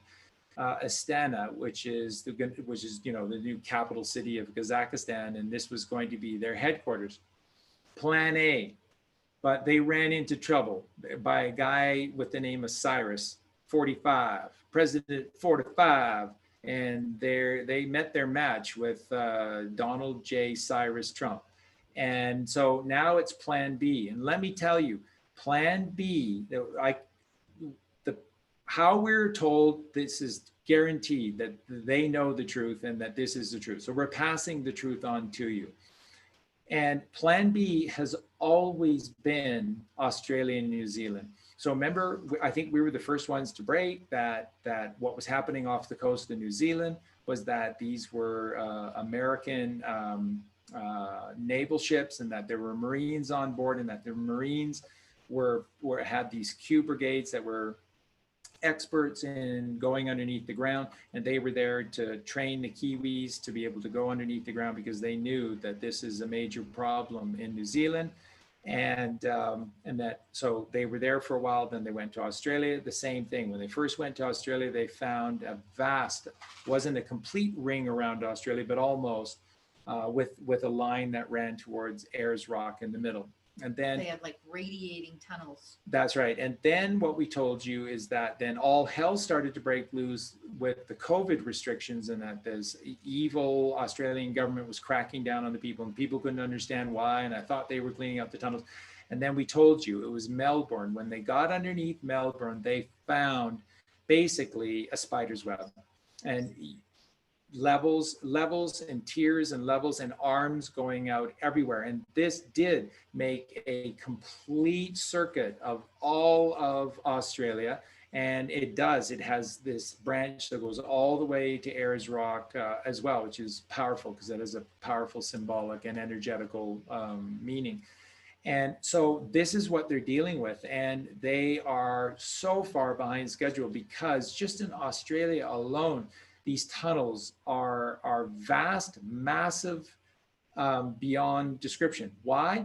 Because this was Plan B. This was always Plan B. Why did suddenly Tom Hanks and Rita Wilson have a movie to film in Australia? So they're saying that New Zealand and Australia are the largest human trafficking countries in the world. And that's why we're, watching all of these major restrictions coming up. And I would assume that, and I haven't had the ability to check the little earthquakes versus, all of these, what Gene Dakota is talking about with the deep underground tunnels and facilities. And some of them are military and some aren't. And a lot of them along the coast have the submarine entrances. And so it's hundreds and hundreds of years of them creating these tunnels. This isn't just something that happened recently. They've been, we don't even know how long, do we? We certainly Sorry about that, everyone. I'll just let the noise clear for just a sec here. So here's what we're finding. Obviously, Melbourne is southern, furthest away, closest to Antarctica.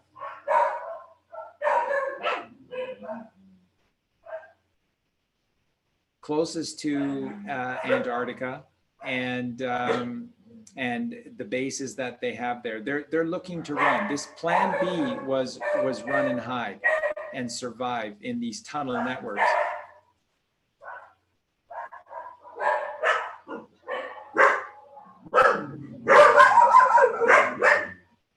One moment, please.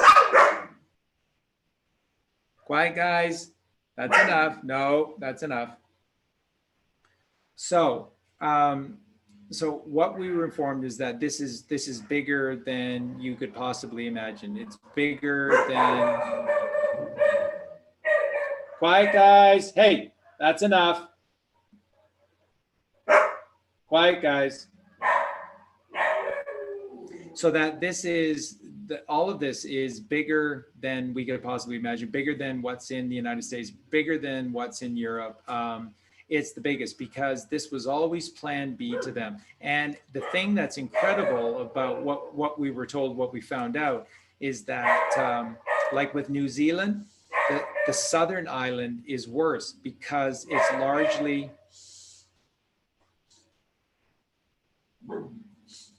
largely uninhabited. And so remember, these are rats, and the rats scurry to where they can be in secret.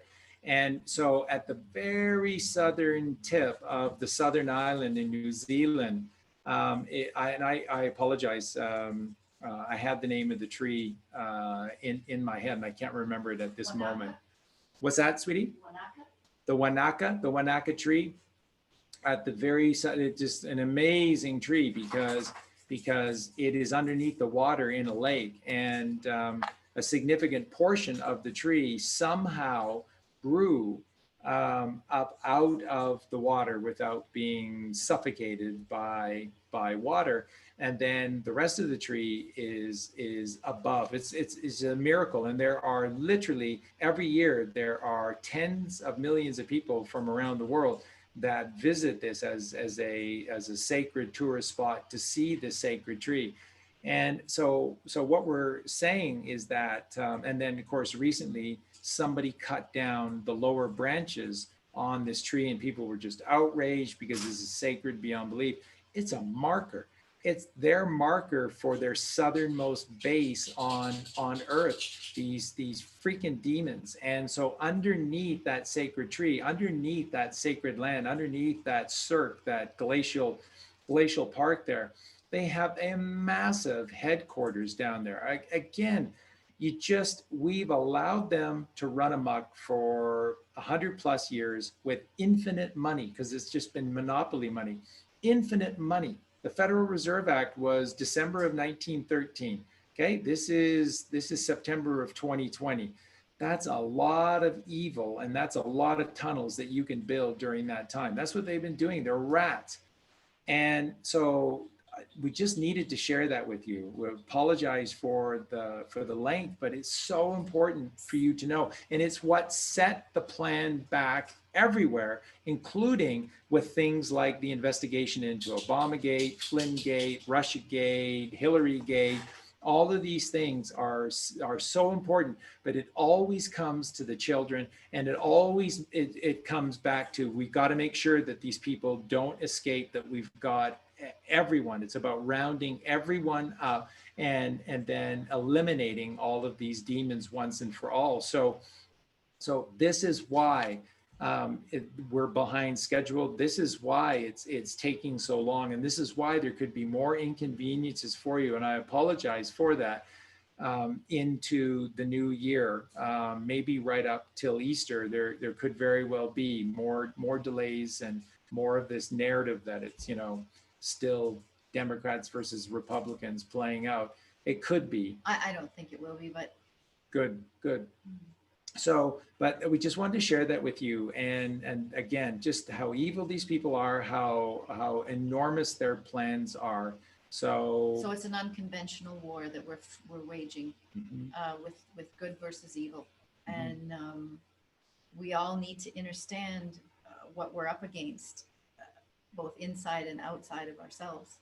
And when we start to do the work to bring ourselves into alignment with the right side, with the truth, we're going to be able to, we won't be fooled again.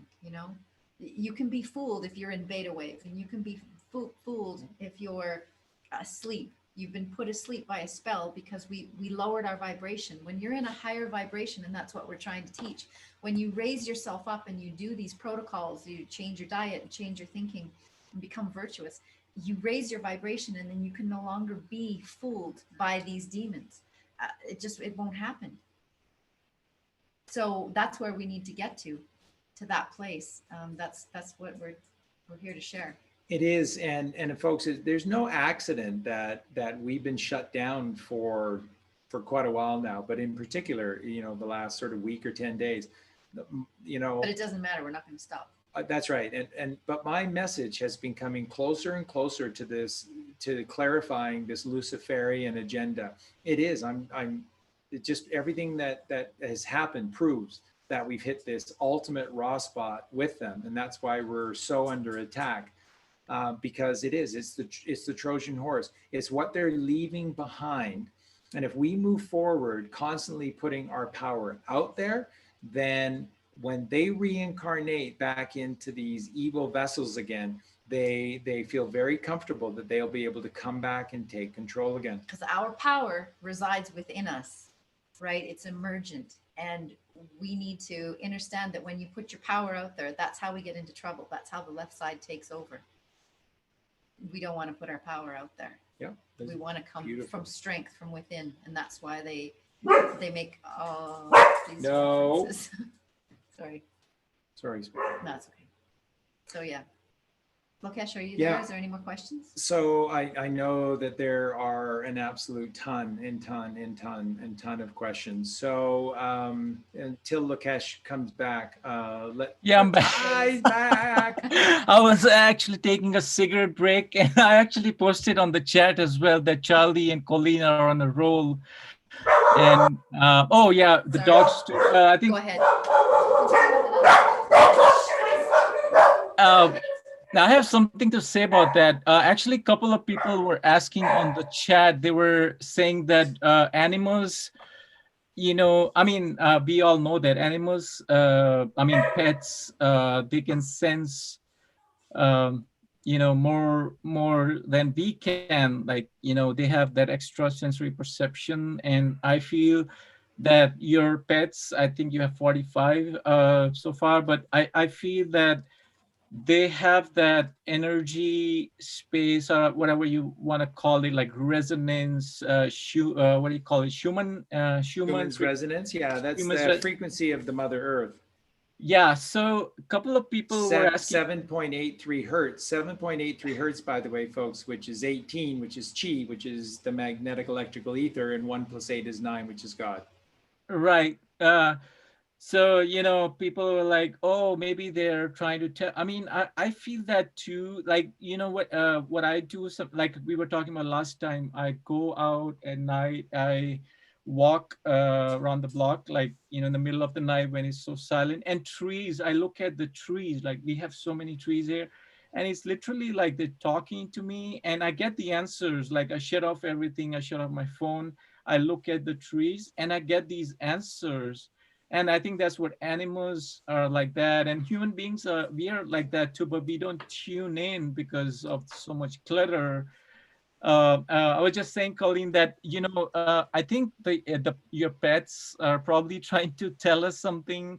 You know, the barking of the dog, commented on that too, and I was just telling Charlie that, you know, trees, I feel that trees talk to me. I go in the middle of the night, and I mean, I feel that's a way, like you were talking about meditation in the beginning, Charlie. I think that's, you know, purest form of meditation for me is just watching, looking without the thoughts. And I think nighttime is the best time for that, because I think also the human thoughts, when during the day we are surrounded by human thoughts, not just electricity and the internet and everything. But I wanted to get your opinion on that, that, you know, tied into the meditation and the pets, the animals we have in our words. Like there's so many species of life we have in the on Earth, and we just focus on the human element. Like that's just like probably less than 1% of um, what we are as yeah what we are as human beings, because I don't think we are human beings as in this body. We are connected to everything, you know, the pets, the trees. But yeah, I would love to know your thoughts on that. Yeah, we're all one, and again, that's why I always say to you that the ultimate principle to know and allow to guide you in your life is the principle, the Hermetic principle of Hermes, and that is as above, so below, as within, so without, as with the universe, so with the soul. So there is a macrocosm and there is a microcosm, and they're identical, and they're playing out without you and within you. But remember that the life force is within, out. So we have just been constantly taught and told that what you see out there is what's real and it affects you. Wow, we just got this all wrong. No, you exist. Therefore, the other things out there exist to give your life depth, reality, and meaning. If you didn't exist, none of this would exist.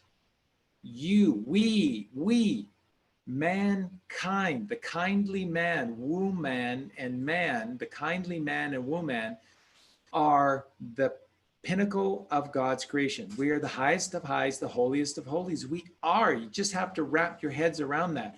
Everything out there exists for us. And what is in here controls what's out there. So all of the animals are gifts, but we murder them.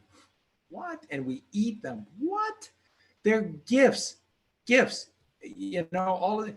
And again, if somebody says, well, Charlie, you know, if that's true, then again, a mango is a gift and lettuce is a gift. Yeah, but again, if we don't eat the gift of lettuce and mangoes, they'll cover the earth and smother us. There's dogs and cows and cats and pigs and all of these different lovely critters aren't going to, by not eating them, they're not going to smother the earth and take out all of the oxygen so we can't breathe. That's what would happen to the plant world. That's what happened to the earth if we stopped consuming the plant world. That's a powerful message, okay? So we all are connected. Absolutely. So we are, and everything plays different roles. That's why plants don't have a nervous system like an animal does. So there's a profound difference. So yes, we're all connected. We're all one, but you are still unique. It's your experience and it's your ride, and everything is based on choice. Remember what I was saying last week? I'm gonna repeat it again. Free will, because God wants you to love him of your own free will. God never scares people. This is another just idiotic thing that you get from the Catholics and out of the Bible, is that God is a jealous God and that he demands that, you know, your love. And no, everything about creation, what we rationally observe and see, is that he's gifting us the opportunity to not love him, to disconnect from him, or to connect with him and love him. It's our choice. And so he wants us to love him more than anything. The mother wants she wants us to love her more than anything, but it has to be free will. We're gifted free will. And it's the same thing what I was saying in those podcasts, just the last two podcasts. Again, Colleen and I would love to be your friends, and we would love for you to love us and care about us as we love and care about you. But we have to earn that. You know, we don't want to scare you with you better or else, which is what a lot of truthers do, which is what a lot of famous people do. You better like me or else. And no, we hope that you will, but we have to be worthy. We have to be worthy. And that's what God is saying too. He's putting himself up ultimately to task. Meretricious, that's right. Everything. John Galt. Who is John Galt? Who is John Galt? Anne Ryan, Atlas Shrugged. We're so pleased that so many of you on our recommendation have gone out and either purchased the books or have watched the movies. And Ayn Rand. Everyone, what did I say? Ayn Rand. So everyone who's gotten back to us about Atlas Shrugged has just said, wow, Charlie, you're just so right. Thank you. Yeah, Ayn Rand absolutely nailed it. And that's on our merit. Mm-hmm. Action. Michael Jackson, Diana, John F. Kennedy Jr., Donald Trump. The beautiful works that come from within us. The best is yet to come. The best is yet to come. The best is yet to come. Is yet to come. And that comes from within. The best is yet to come. And I know it's coming from within us. We're working hard for it. And I know that every one of you are looking for that too. And it will come from within. The best is yet to come. It's coming. It's coming from within. I know it. Yeah, let me interject for a second. So I think the audio probably, just give me 1 second. Okay. Yes. Beautiful. Wow, extraordinary. Jesus Christ is extraordinary. Extraordinary. The love of God is extraordinary. Gave his life, paid the price. My King is Christ. Extraordinary. Changed my life, made me right. Renewed my mind. It's extraordinary. You're a big gun. Gotta lead a 99. Worship for what ends. Even God praise me. Gave his life. To get to venture. One where he actually Michael gave his life, paid the price. My King is Christ. Extraordinary. Changed my life, made me right. Renewed my mind. It's extraordinary. Wow. What can you tell the African American community tonight about your commitment to doing more in the second term, and what will that include? So I've done criminal justice reform. I saved the historically black colleges and universities. What they went through is for years, including With Obama. funding. Prison reform, criminal justice reform. Next term. Opportunity zone, more of the same. And in fact, I actually said in the speech, the best is yet to come. We are one movement, one people, one family, and one glorious nation under God. America will soon be thriving like never before because, ladies and gentlemen of Oklahoma, the best is yet to come. Woo! Yeah, just this took. I just want you to know I appreciate everything you've done. You've been amazing. You're so loyal, Diana. Everybody, Waldo, all the people here, I love you all. You've been amazing. Thank you! I love you. But still, I promise you, the best is yet to come. That kind of nailed it for me when, Yep. those guys, they use the same word. I mean, there's, words have meaning, and if Mike... Because they're on the same family, they're in the same tribe, and they're talking to each other, and they're saying, this is our agenda. The best is yet to come. Mm-hmm. Yeah, and I just want to comment on one more thing. Elizabeth Crow was just saying, it'll be best not to... would love to have shorter comments and more succinct questions, giving more room for CNC. I think we're calling you CNC, Charlie and Colleen. Actually, that CNC Music Factory, this used to be a band. Yeah, but I don't want to go. Actually, you know what? We have to do the music. Maybe next time we'll get into decoding some of the songs that we were talking about, right? But I don't want to... I'm actually losing my train of thought. The questions on. Yeah. Let's go to the next one. So there's November. Were you done about Australia? Because you were done about that, right? And also Europe. I mean, people ask. I mean, there's so many people asking about different countries. I don't know if you can kind of sum it all up, or maybe you already did. All of the individual countries. I think the same thing is happening all over the world. It's basically the same thing. And some people think that their country might be unique or different, but it isn't. It's all the corruption and saving the children underneath and eradicating the demons. Mm-hmm.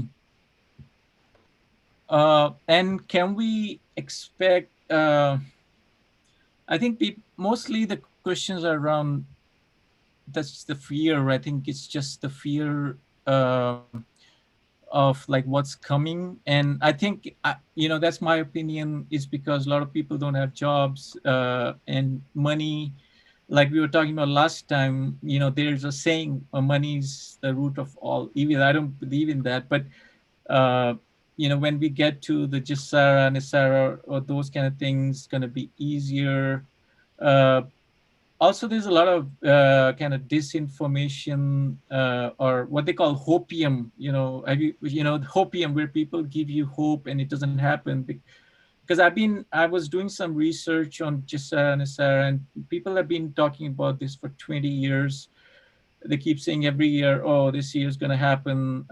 Obviously, November 11, 2001, a lot of people thought that, and then 2016. But again, just cut to the chase. I guarantee you it's happening because all of the tests have been done, and there are so many people and we still get, there's still, I think it's probably more that people haven't checked and they're just checking now, but we still get messages on a consistent basis of people going, just went into my accounts and oh my goodness, thank you so much. We haven't done anything, but thank you so much. Both of my car loan and student loan are zeroed. I have zero showing on them. This is just a miracle and stuff. And it's not a miracle, and it's not a great gift from Donald Trump. Donald Trump is an amazing person for doing all of this, but it's just giving you your your true godly rights and reality. That's, again, usury can't exist. It is a vile weapon. Home. You aren't able to pay your mortgages. They're not going to be able to take away your home. They're not going to put you out. Land the home is yours. Those land taxes, can't be owned. Land can't cost money. You can't charge property taxes. All of this is illegal. So nobody's going to come with 5 or 6 police and extract you from your home because you didn't pay your. That's right. So everybody has to have a home. So the first thing that I want to share with all of us, we all need to get to work in 2021, 2022, and we need to make sure that everybody has a nice home.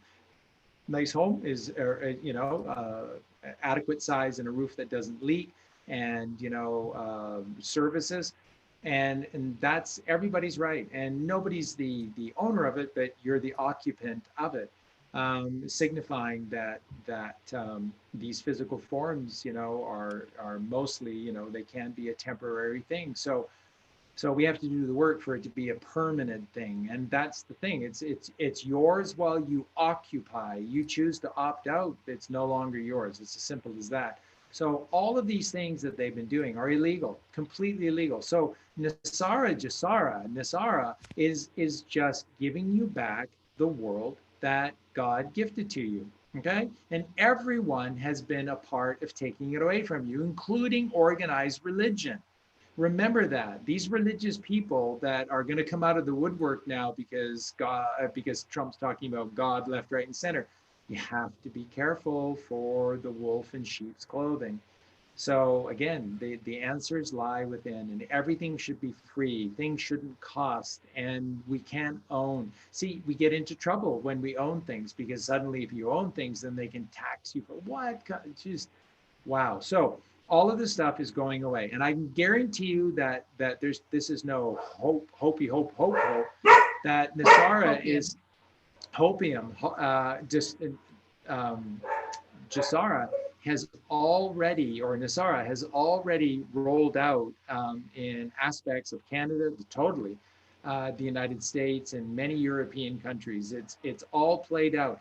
The money has the debt to the Fed has all been paid off, and then everyone left in the Fed was immediately arrested. Everything, all the records were seized, and all of this is just going to come out in terms of what this system truly was and how they enslaved us. So you can't have these things. So you're not going to have to pay property taxes moving forward. What? That's insane. That's insane. There can be no form of taxation other than a point of sales tax to help pay for services, but only on things that are a choice. So you always have your free will choice to say yes or no to taxation. Then that is a goodly, godly, free system. You can choose to, or you can choose not to. It's up to you. And the money that they get from these point of sale taxes will be more than enough to be able to run government services. The reason that they've needed so much money is because it's all being taken by the middlemen. Remember those 3 speeches? The Whirlpool speech with Trump was the 3rd of 3 in a row where he began to bring up these middlemen. Nobody knows who they are, he said. Nobody knows who they are. But he said, and for nothing, they do nothing. And he said they take the biggest cut out of all of this. He said there's just this huge middle that forces the prices up. He said, we're going to get rid of these people because this is just ridiculous. And he said, I'm going to get these prices down to 1/10 of what they are now. And he's done it. And in many cases, like those EpiPens, they are 1/5 of the cost. He's got them below 10%. He's got them, sorry, not 1/5, it would be less than that. So he's got them down to 1/8 or 1/9 of the cost. It's incredible what Trump has done in a short period of time. So if you're just awake, then you can see that this is real, that what he's doing. He's stopped payroll taxes, and he said, till the end of the year. But he said, I think we can look at beyond, and, of course, he's just foreshadow. He's telling you all these things as best he can without this insane press running reckless comments, and he's a conspiracy theorist, and, QAnon is a terrorist organization. Yeah, just wow. Antifa's running loose, lighting fires all over California, but the QAnons, that think are just wow. So All of this stuff is for you. It's all real. It's all happening. We just have to allow. And remember, if you don't like, the same people that are going on now and creating terms like, what did you just say about hopium, that are spreading hopium, the same people that are creating this stuff now, and this anger at people that are trying to give you hope, wow. The same people that are coming up with these terms, hopium, are the same people that are causing things to take so long, because they're asleep, because they're awake, because they're in denial of the children, because they're in denial of everything. We can't just roll the truth out and then have everything change overnight. Can't handle it. Yeah, I want to quickly interject. So a lot of people actually, you know what? I was listening to Carrie Cassidy from Project Camelot. I think you interviewed, or she interviewed you, or you interviewed her. I forget. But I heard some comments about, not just from her, but people talking about aliens, extra, whatever you want to call them, extraterrestrials, kind of influencing what's going on right now here, right? Like, because whatever we want to call it, cabal, deep state, some people feel they're connected to extraterrestrials. Do you have anything to say about that? That's a big rabbit hole. And again, and what we want to do is we want to unite people. So we don't want to divide people. Carrie's a wonderful lady, and again, what we're telling you is that space exists, but it exists within you. So the power that exists is with you. And can alien groups from deep within you influence no, they can't. So what we're dealing with is a reality where the average person is terrified of knowing themselves. They don't know anything about themselves. So what Colleen and I share with you all the time, you want your reality to change for the better, know thyself. That's what the ancients all taught. It's what the Bible teaches. Know thyself, know thyself, know thyself. When you know thyself, you will come to know the truth. And it's the same thing, like people, they still don't wrap their heads around flat earth. The earth has never moved. The earth will never move. The earth cannot move. It would be the antithesis to everything that creation is. But if you don't know creation, the true story of creation, then you wouldn't know that. If you don't know about the sphenoid bone inside, again, the most amazing thing, we are the most amazing creations, and the average person has no idea how their hand functions, how their wrist functions, how the bones in their arms twist through the wrist to be able to allow things. That's why we easily led astray, because we don't understand what it is that we're dealing with. So with the flat earth, which is a very interesting thing, because we took a big turn in our understanding when we discovered flat earth, and it wasn't that long ago, it seems. And we just want to share it because there's a lot of people that have been asking this question about flat earth. It's like, well, we can understand what you're saying with a lot of things, but this flat earth is like, I don't know if we can go there. And so there are many really great videos out there, because this topic has been discussed quite a lot in the last few years, since probably 2014, when I think Q dropped it. But so we have videos on it. Just look down our YouTube channel. Santos Bonacci has some amazing stuff on flat earth. The show we did with Santos on our channel is like Eric Dubé has incredible stuff. That's where we first got our. That's right, and Eric is dealing. What's his name again? Eric Dubé. Yeah, Eric Dubé. ERICDUBAY. Eric DUBAY. And Eric's got great stuff. And Eric is kind of more of a left brain person, and very methodical. And his voice can be, a bit on the slow side or whatever, but man, does he do an incredible job of focusing on the heart of the message, the truth, and he just lays it all out there for you. So his are very, very mechanical, physical, fact-based, and they're wonderful. They're wonderful. And like Eric has 200 proofs, the earth is flat. wow, by the time you get to the first 47 of them, if you haven't converted, then what's wrong with you? I mean, it's so obvious. It's so obvious. I think his first one was a 6-hour video. The big one that we highly recommend is a 6.5 hours. I started that one and I couldn't stop. That's right. I had to continue the whole time. And at the end of it, it took me a couple of months more research, and I was just like, yeah, I think it's 6 hours and 28 minutes is that one by Eric, and it's just got everything in there that you could possibly hope for. So do your research, people. That's right. You have questions. You know, we may not be able to answer all your questions, but there's somebody out there has the answers. Yeah. So and just I was going to say, with the one that we have with Santos on our channel, I always say to people that ultimately I think it's the best flat earth video, and the reason is because Santos does a stunning job going to every major culture and showing how every single major culture knew this and how they absolutely understood the mechanics of it all. They're not idiots, they're geniuses, and they laid it all out, culture after culture, spiritual book after spiritual book. So a few people have been asking about Mexico. They're saying, oh, we want to be with you or form a community in Mexico. Or do you have anything to say about that? Like, yeah, everything will play itself out when the time is right. So in the meantime, just know that all of this is happening for a reason, and that ultimately we will be together. That's what this is all about. And as Trump has said again and again, that the money will go to where it is going to be used righteously. He's made that very, very clear.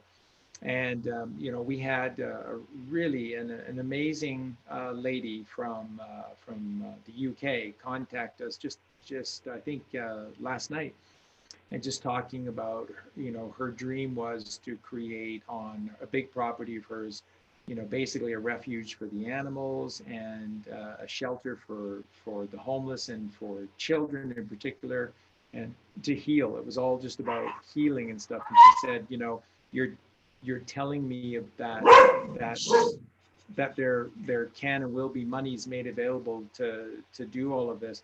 And she was just saying that this is just, she was in tears, and it was just a dream come true, because it's all that that she's ever wanted out of life, and that's what's awaiting us. This is what's coming, everyone, is a righteous world. So one of the things, just to explain the function of the way things have been and the way things are going to be for the last 100 years, basically what they've said is that unless you're a demon, you don't get to play. So the game for 100 years has been played by demons. So you look at all of these major movers and shakers, people that have bridges named after them, and they have their own libraries and stuff. These are 100% absolute demons.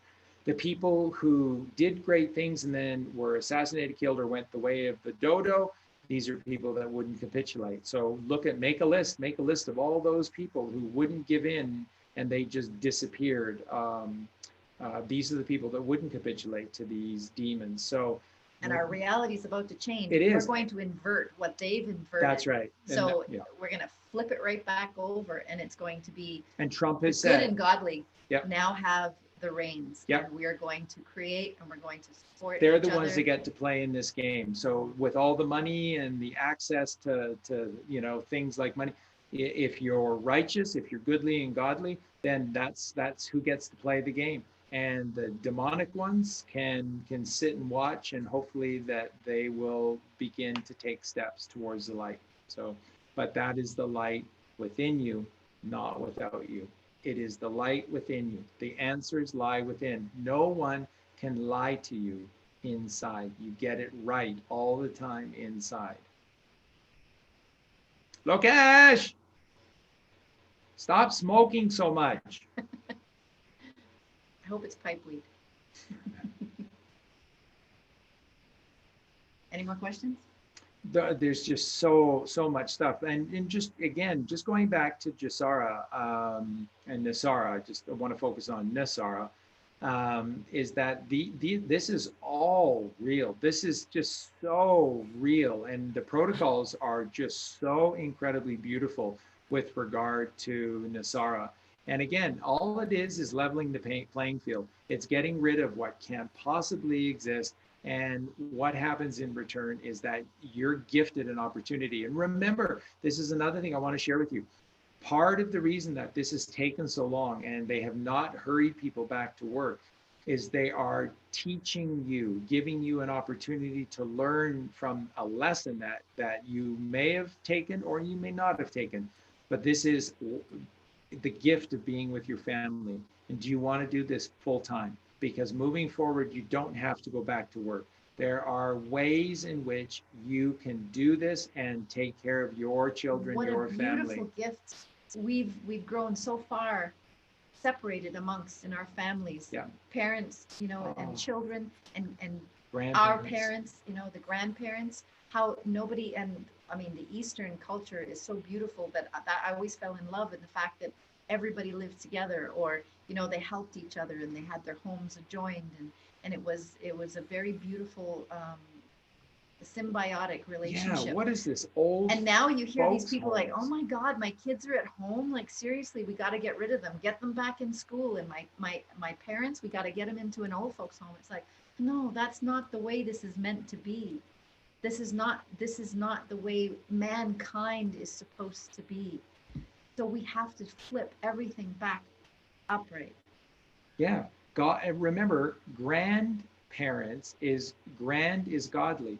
So your godparents, grandparents, these are gifts to you, and you exalt them. You don't throw them away. Old folks' homes, and of course, what have we heard now for 100 years about, and last 50 years in particular, about old folks' homes? The horrors that have gone on there. Should we be surprised? Should we be surprised at all? And again, who's responsible for this? Somebody said that we should do this, that it's right for them, and you just believe that? I mean, this is a brand new construction. Forever, families have taken care of their own, but now, let's get rid of them. They smell funny, and they could have a stroke at any moment. They're better off. They're dying alone. Wow, and being fed toxic foods, being treated toxically, listening to toxic things. It's just, wow. Any more questions, Lokesh? Yeah, so we're gonna start wrapping up, but I had one question in the beginning that I wanted to ask. It's about forgiveness. So I was talking to Carol yesterday, who's in our our Facebook group, and I also listened to Charlie Ward's video 2 days back. I don't know who he was talking to, and he was talking about, I've been listening to the word forgiveness for the last 3-4 days, maybe 10 times. And I think what's going on is, we're blaming people that deep state, cabal, aliens, whatever. But I think what it comes down to is, like, we are all one, right? Like, even if it's aliens or extraterrestrials, even they're part of us. And like, do you have any thoughts on, because I know you talk about meditation, but I mean, that's my opinion, is like forgiveness of the people who've done wrong, like, whether it's or whoever it is, like they've done something, but that doesn't mean we have to, like execute them, like, because some people say, oh, they've done so much bad things that they don't deserve to live, they have to be I mean, I don't believe in that. Do you have anything to say about forgiveness? I was wondering. Yeah, we are mankind, and once again, when we are mankind is when we have balance with the yin and the yang. So you have to have the balance between the father and the mother. And the mother is all about care and compassion. That's why the sacred feminine can be taken out of the equation, because she's so trusting, she's so loving, she's so caring. But the other aspect to that, to balance it out, needs to come from the masculine, where we're a little bit more intractable and resistant to it. So So look, you know, should we be forgiving of others? Absolutely. But I'm sorry that there are lines that are being crossed here, folks, and this is not a mistake, and they need second chances. Look, when you create a system, this is a premeditated act. Okay, this is, I mean, this is hundreds and hundreds and hundreds and hundreds of years in the making to be able to expand this into turning the world into a farming factory of children. Okay? This is evil beyond description. These people don't get a second chance. These people don't get anything. They need to be exterminated, and we need to do whatever we can to ensure that their energies don't reincarnate into anything. There's no hope for this because the people who do these things are they're out of godliness. And as I say, this is again just something that came to me, a strong feeling that I have by my meditation going within, that to exist, this is God's creation. So you have to have God within you. You can have a tiny amount of God within you, and of course you'll look and act a certain way. But if you ever get to a point where you've exercised God completely out of you, you will not reincarnate back. And I believe very strongly So that you're saying we're there's a point of no return? there's a point of no return. I think drinking children's blood? that's right. And I think this is, you know, Professor Tolkien wrote about this with regard to the Lord of the Rings, in particular the Silmarillion with Melkor. The stuff that Melkor, one of the original Valar, that he was doing crossed the line, and there was just no God left in him. And Melkor was placed into the void. And the void is nothingness. It's absolutely nothingness because they have no God within them. That's nothingness. And they've done that to themselves. That's not a punishment. That's not us punishing them. That is simply facilitating the next step in their journey. So like a karmic. It's their choice. It's they're the ones to do it. So if it's karmic, remember, it's self-karma. It's self-karma. They make these choices. They have free will. And these people who are doing this stuff, I mean, you're talking, like I said, turning the entire world into a factory for farming children. Remember, above the ground, since World War II, everything above the ground has been designed to be a circus. And we are nothing more than carnies of the carnal left brain. Carnies, that's where that term comes from. We're just carnies playing the roles within a circus. This is all just a massive, massive circus. It is. We're clowns. We're clowns for playing this game of a circus. Why? So that while we are distracted above, they run amok below. And that's what they've done. And so, like we said, answering that second question today about Australia and New Zealand, why is everything taking so long and what's going on? You know, why have things escalated again with restrictions, etc.? Because they have found horror of horrors, absolute horror. And Gene Decode, in one of his most, I think about a week ago, Gene was saying, so they're saying, Gene, how bad is this second layer? I honestly think we were the first ones to report the discovery of a second layer that they described as an arachnid's web. And so Gene, I think about a week ago, they said, Gene, so what are we looking at with the second layer? Are there more kids? He said, yes, there are. And he said, it's horror beyond the experiments are going on. He said, just don't even have the heart to tell you. Sound familiar? And said, now what they're saying, and then I had to start talking in code because they I think they were getting a message that they were going to be shut down or something for saying it. But Gene was saying that he wasn't calling them children anymore, and maybe we should take note of that. But, right. So he was calling them little people or something. So whatever it is underneath the ground in Australia, they were saying, so how bad is it, Gene? And they were saying that what it looked like, original estimates were about 300,000. And they were saying that you can multiply that by 5. And then so you do the math, that's 1.5 million. And then Gene's going, but now they're saying you can multiply that by 9.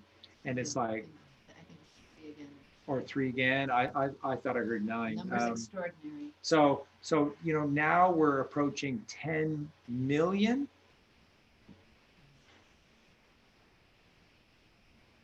Yeah, I know. This is all end, folks. How, Yeah. So wanted to talk a little bit about the new technologies and cures that Trump has been talking about, hydroxychloroquine, med beds. Like, do you have anything to say about that? I mean, because we've talked about the negative stuff. Let's talk about more positive stuff. Yeah.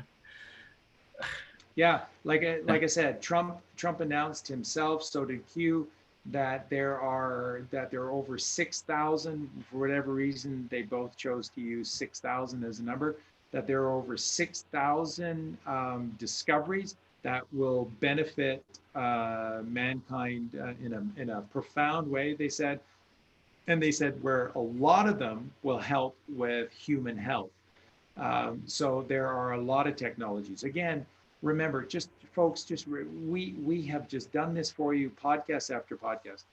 Magnetism versus electricity.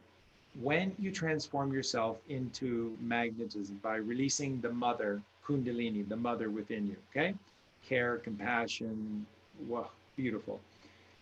When we do, magnetism is a field. So think of there's just no better example because most people know this, but just think of your plasma TV. How does a plasma TV work? Is that there is a frame, okay? And then what happens is that this plasma just is pushed out, and the plasma covers every single square inch of the field, and then it turns on, and you get what you get. Magnetism is like that. Magnetism is a field. So if you become magnetic within you, then you are a magnetic field. And magnetic fields don't dissipate, and they are one way.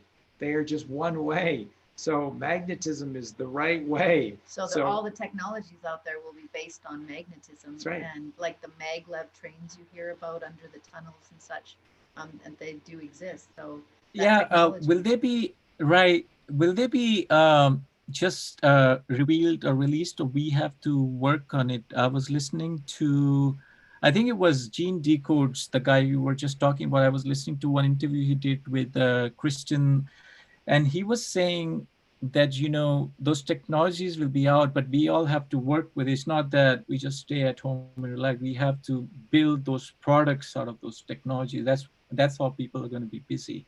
And that's important too, Yeah. right? That we see.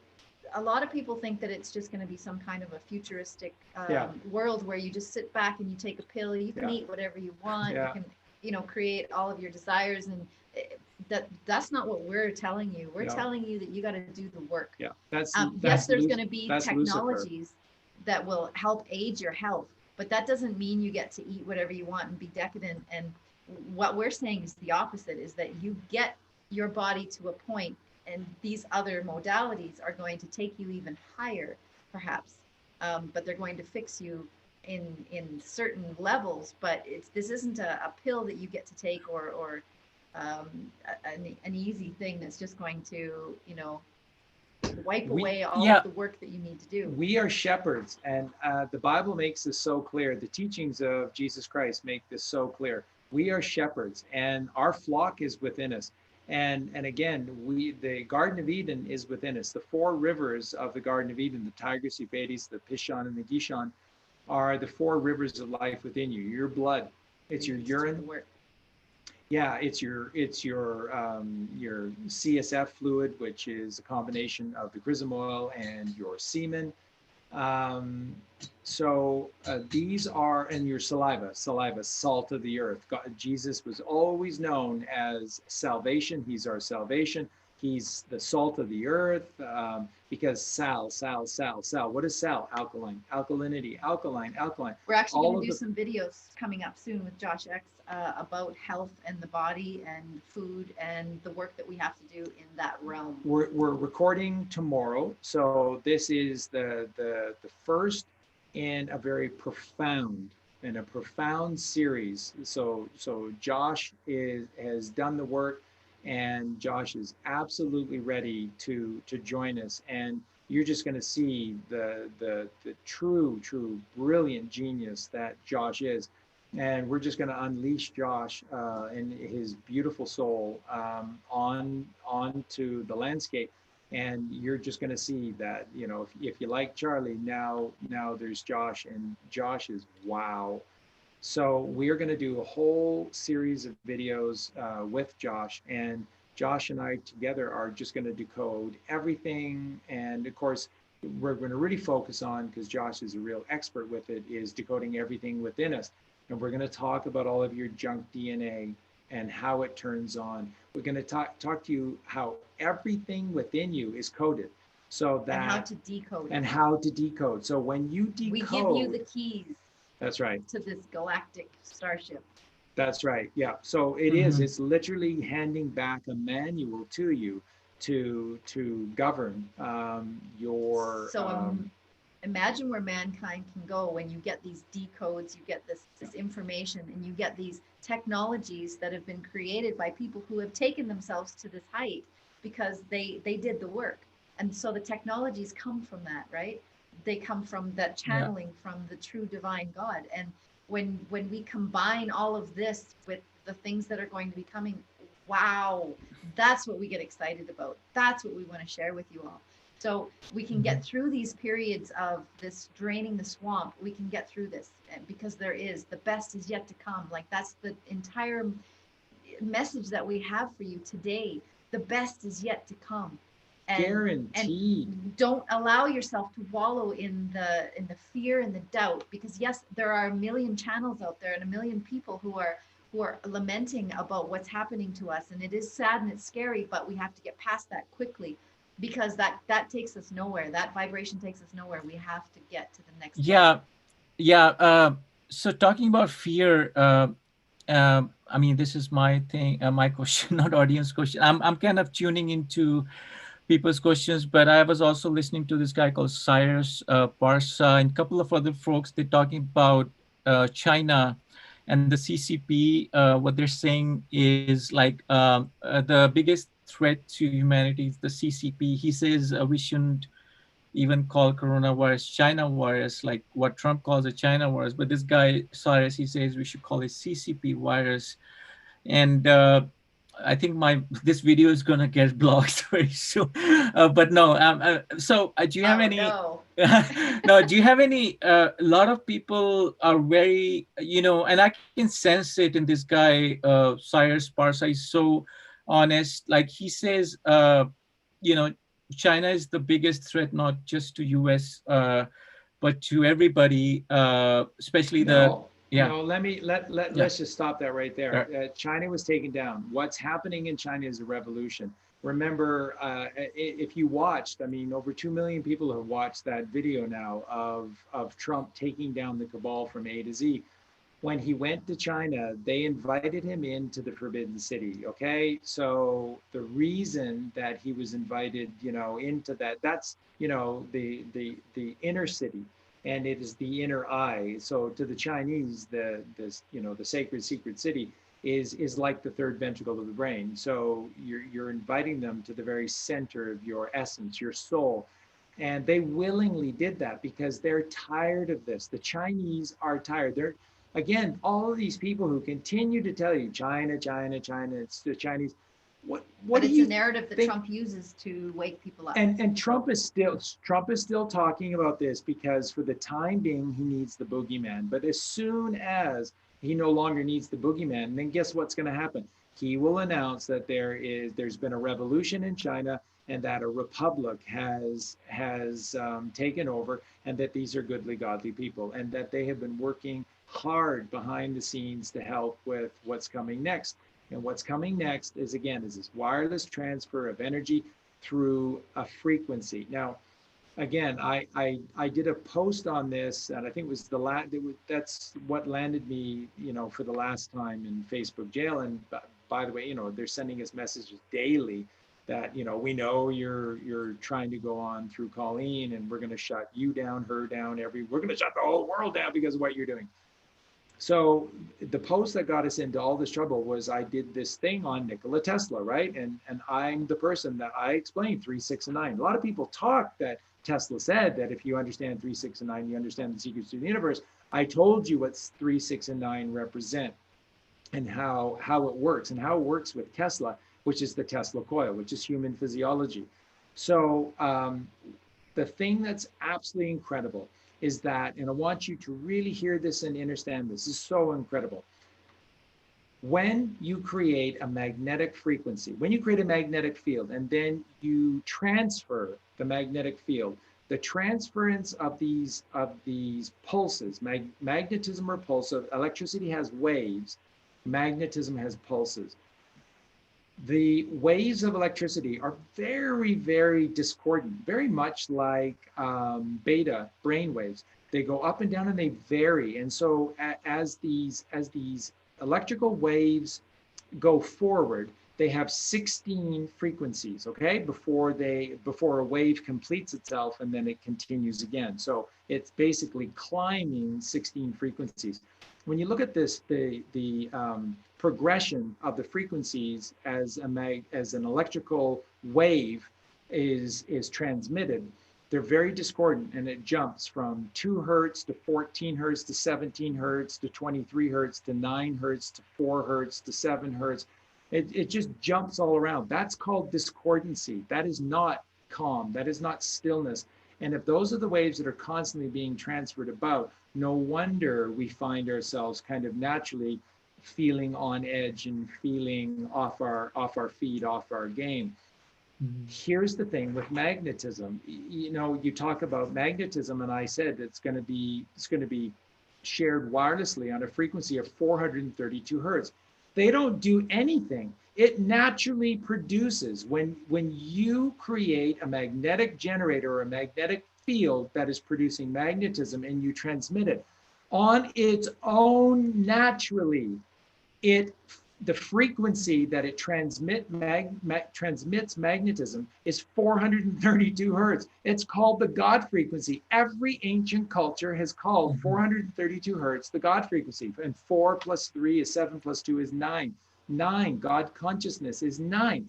And when you look at these pulses of magnetism, they have 16 frequencies, just like electricity has 16 frequencies. And as a single scalar wave completes itself through these 16 frequencies of the magnetic pulse, guess what? Every frequency is at 9 hertz.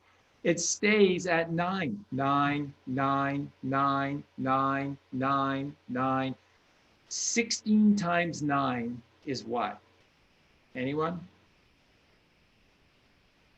144. 144. Oh, wow. How did you do that?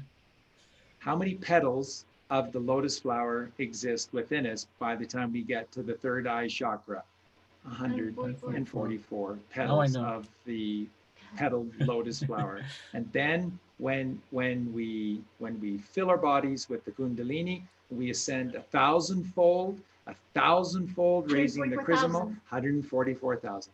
Where does this 140? It's tied into everything. God has encoded this in everything. So how do you know magnetism is the way? It naturally transmits at 432 hertz, and that the transmission of a single scalar wave in the 16 frequencies are at 9 hertz each. 9, 9, 9, 9. 16 times 9 is 144. 144. Just, if you don't know what that means, trust me, it's just magic beyond belief. What did we say? What did Colleen and I teach you about the right hemisphere of the brain? Lore, legend, and magic. What's that dime brain, the 10% electrical brain that gets us into nothing? Facts, figures, and logic. Which I don't have a lot of. And I don't want it anymore. I just want lore, legend, and magic. I want a frequency that transmits at 432 hertz. When we put the balance together of those two hemispheres, we're going to be able to do exactly what these amazing technologies can do and more. And we do them. That's right. We ourselves are the miracle, the magic. This is what alchemy is. But we have to do the Alchemy work to get means there. that we do these things. So the things to help us now for the first while is that there are going to be 6,000 new technologies that come out that just take away, some horrific things like cancer. Cancer is going away, okay? But again, part of this is like, how do you get cancer? Okay, you're a frugivore. You need to be alkaline, and you've turned yourself into an acid factory. You just can't read deny that. Watch a football game. What is every commercial? Can't get it up. Yeah. Can't get it up, and got to take antacid because I'm an acid factory. Every single commercial, can't get it up. You're an acid factory. Or a pizza and a hot dog and a beer commercial. Well, go ahead, Yeah. Lokesh. What were you going to say?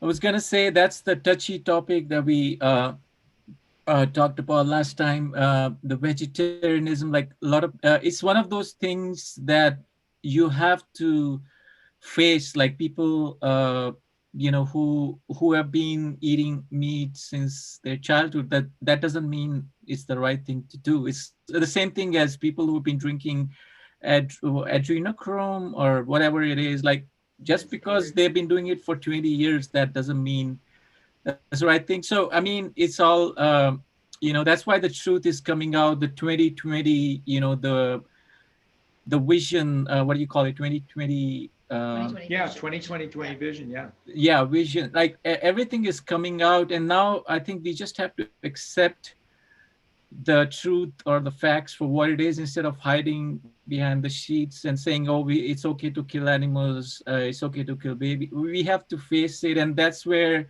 I think there's this lady, there was this lady called Dolores O'Cannon. She talked about two earths. She said, she was a hypnotherapist, and she said there'll be two earths, one, what people call ascension, where people choose to go, upgrade, kind of like upgrade to the next level, and people who don't want to upgrade. That's okay. There's no judging. But I think ultimately it comes down to, do we want to upgrade to the next version or not? And that's where vegetarianism and fruits and all that stuff comes in, right? The work. Yeah. It is. Again, with the Bible, how important are the plants and the seeds from the plants and the fruit trees that Genesis 1.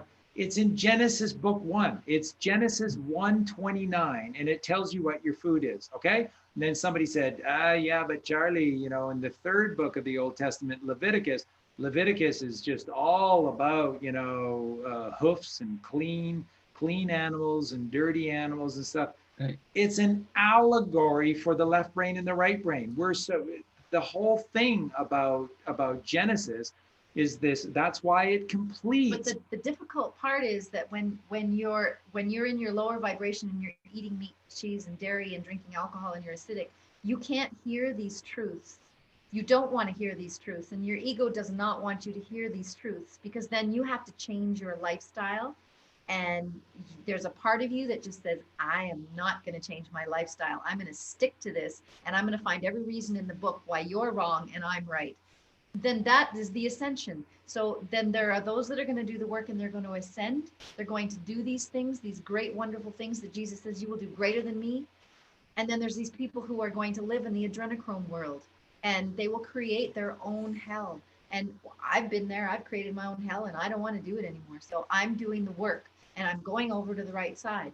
That's the choice we all have to make.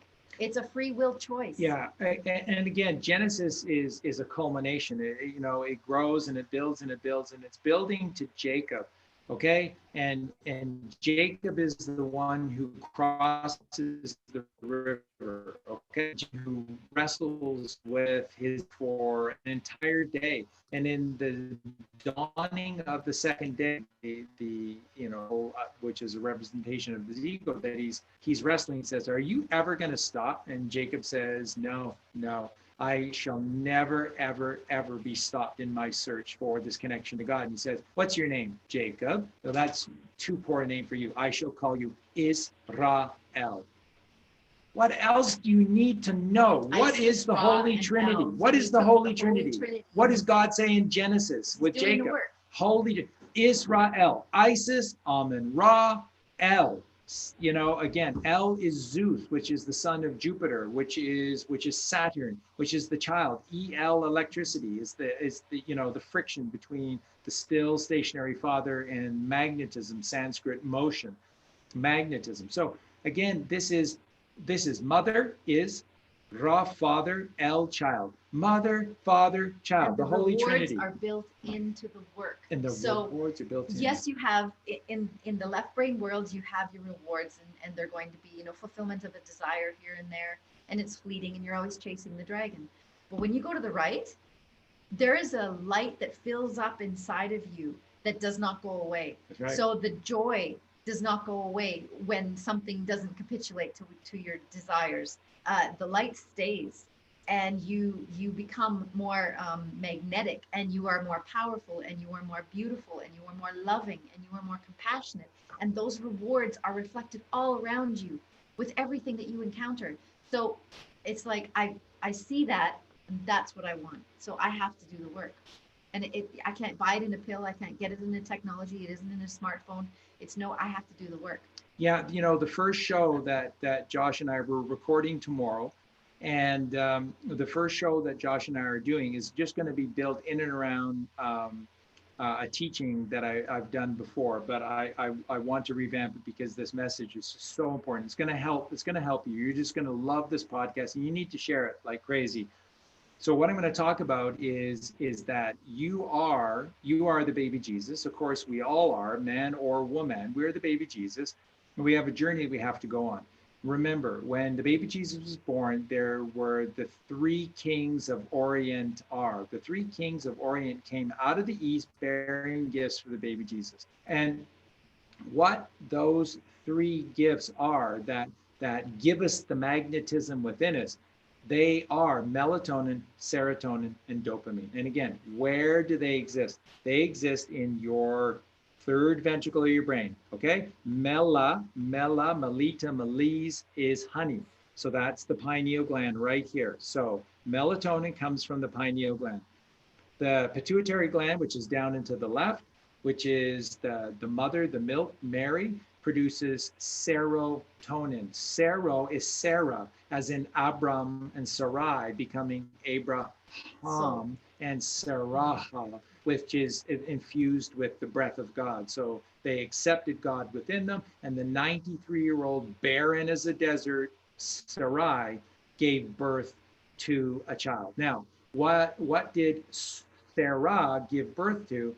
Was little Itzhak, and in Hebrew, Itzhak is happiness or joy, okay? But ultimately it's happiness.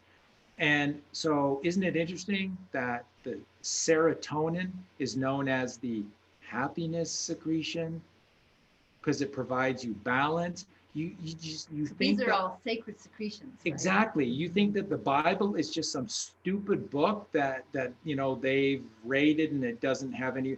It is the Bhagavad Gita, the Bible, the Quran. These are the book of books. They are massively encoded in human physiology and the truth. It's incredible.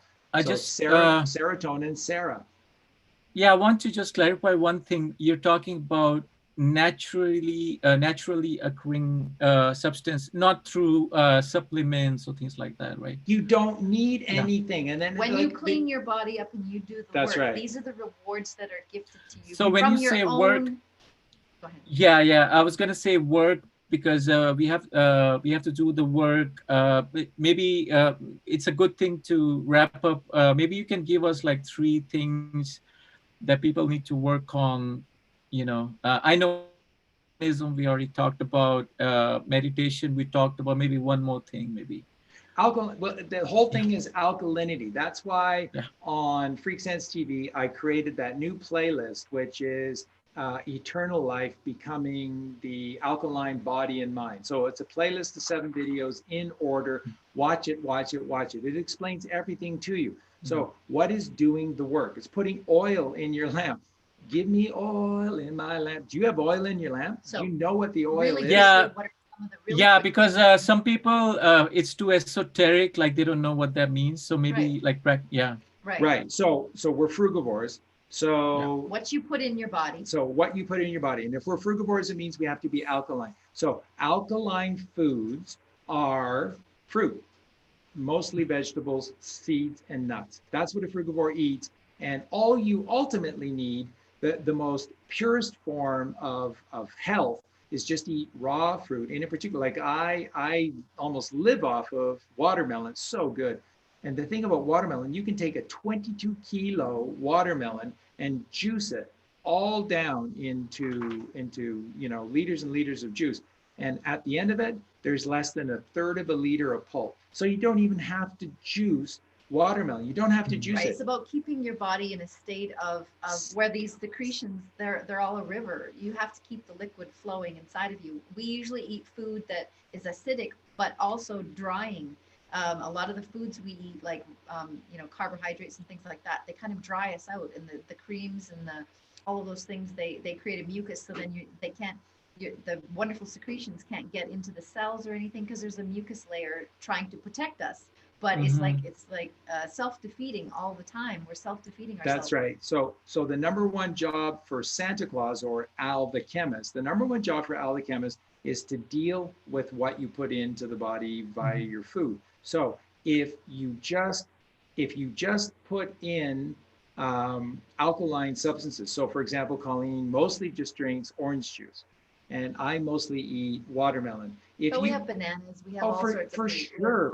And when it's mango season, I mean, we just live inside of mangoes. They're so good. So it's wonderful. We have salad for dinner every single night. It's fabulous. It's wonderful. When you do and you eat these very simple and pure foods, it means that Al the chemist inside of you has virtually nothing to do with the processing of your food, because it's all natural, it's all raw, and it is precisely alkaline. So it doesn't need to do much. And because it's not heavy and bulky, it doesn't have to process all of the bulk. That's the difference between why fruits are better than vegetables, because fruits have less pulp. Vegetables are still good for you, but they have a lot of pulp. And the pulp in the food takes time to process. The more that you have to process, your intestines are working, your organs are working. And when they're working on processing, just getting rid of the waste, because it doesn't need that pulp. So in the process of just getting rid of the pulp that it doesn't need, it's taking Al the chemist away from doing what he loves to do the most. And what he loves to do the most is he is the ultimate genius chemist. And it's just a drop here and a little half a drop there, and it's 3 drops here. And that's what he does. The endocrine system, which is the system of our organs, which are governed by the glands. What is gland? Land.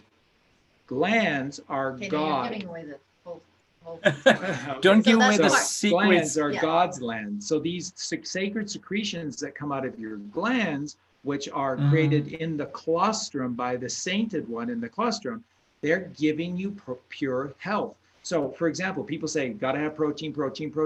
Your body produces all the protein it needs. You don't need to ingest any protein. Your body will release as much protein as you need. I know.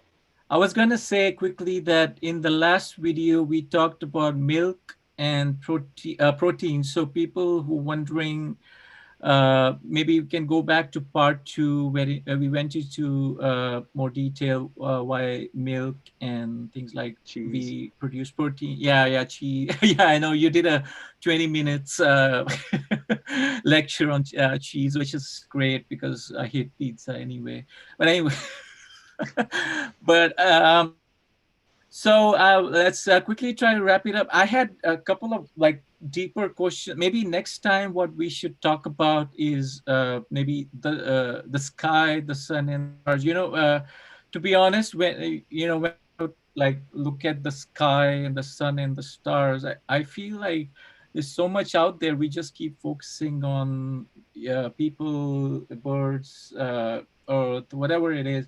But when you look up, there's so much out there, and there's both astrological, astronomical, spiritual, physical meanings to all that. I know Santos Bonacci talks a lot about that. I know you know a lot. You know a lot about that too. So if you don't mind, maybe we can get deeper into that, because that's like, that's like a big rabbit hole. I don't know if I should call it a rabbit hole. Well, just think of this little nugget for next week, folks, about the night sky. If what we're telling you is the truth, and we're telling you absolutely that the Earth is flat and stationary, the pole star Polaris tells you that it is, of course.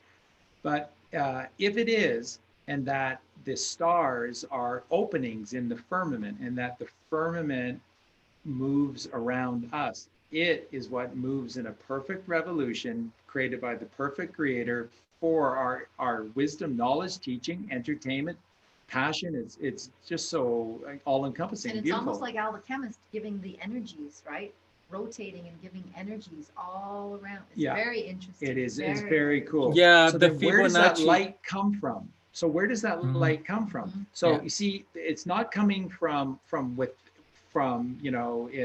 inside of what we see. It's coming from the other side. So what's on the other side of us, which is we're in duality. So what is above duality is singularity, okay? Yeah. And then that would be God's light. So when you turn your TV off at nighttime and you go outside and you look at the stars, what are you looking at? You're looking at God's light. Absolutely. Yeah. And yeah, some people, call it extraterrestrial, aliens, but like you were saying earlier, it's just us. We're just projecting it, just like we're projecting this computer, projecting the aliens, but I think it's just it's within, but we like to give labels, like the Democrats and Republicans, they're labels, but it's just one thing, I don't see any difference between Obama and Trump.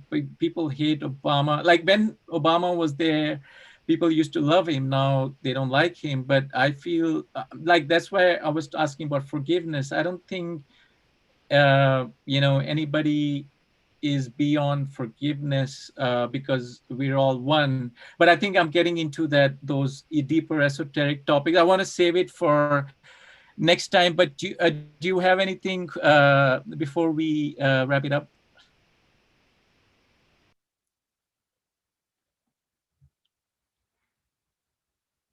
Where we all are one and we are all God.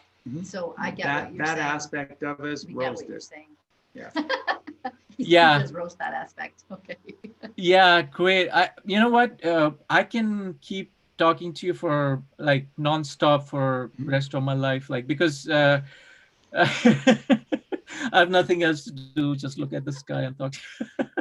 But because what I like about you guys is like it's natural. It's not like you're looking at some document and saying, "Oh, Nasara is coming, Jasara is coming." It's just what we see. It's right in front of our eyes, right? Like, yeah, exactly. Yeah. Yes. Yeah, it's right there. And so again, thank you, Shelly and Colleen. I know goodbyes are hard. I know, yeah. That's so nice. Thanks, everybody, for joining. And we'll do this again next Friday. And looking forward to your other podcasts. Is that going to be live tomorrow, or you're going to record it? No. We kind of got it. Okay. Yeah. Okay. Yeah. Looking forward to that. And much love to you guys. And we'll talk to you soon. Thank you. Thank you, Lokesh. We love you. Love you, buddy. Love you, buddy. They're saying bye to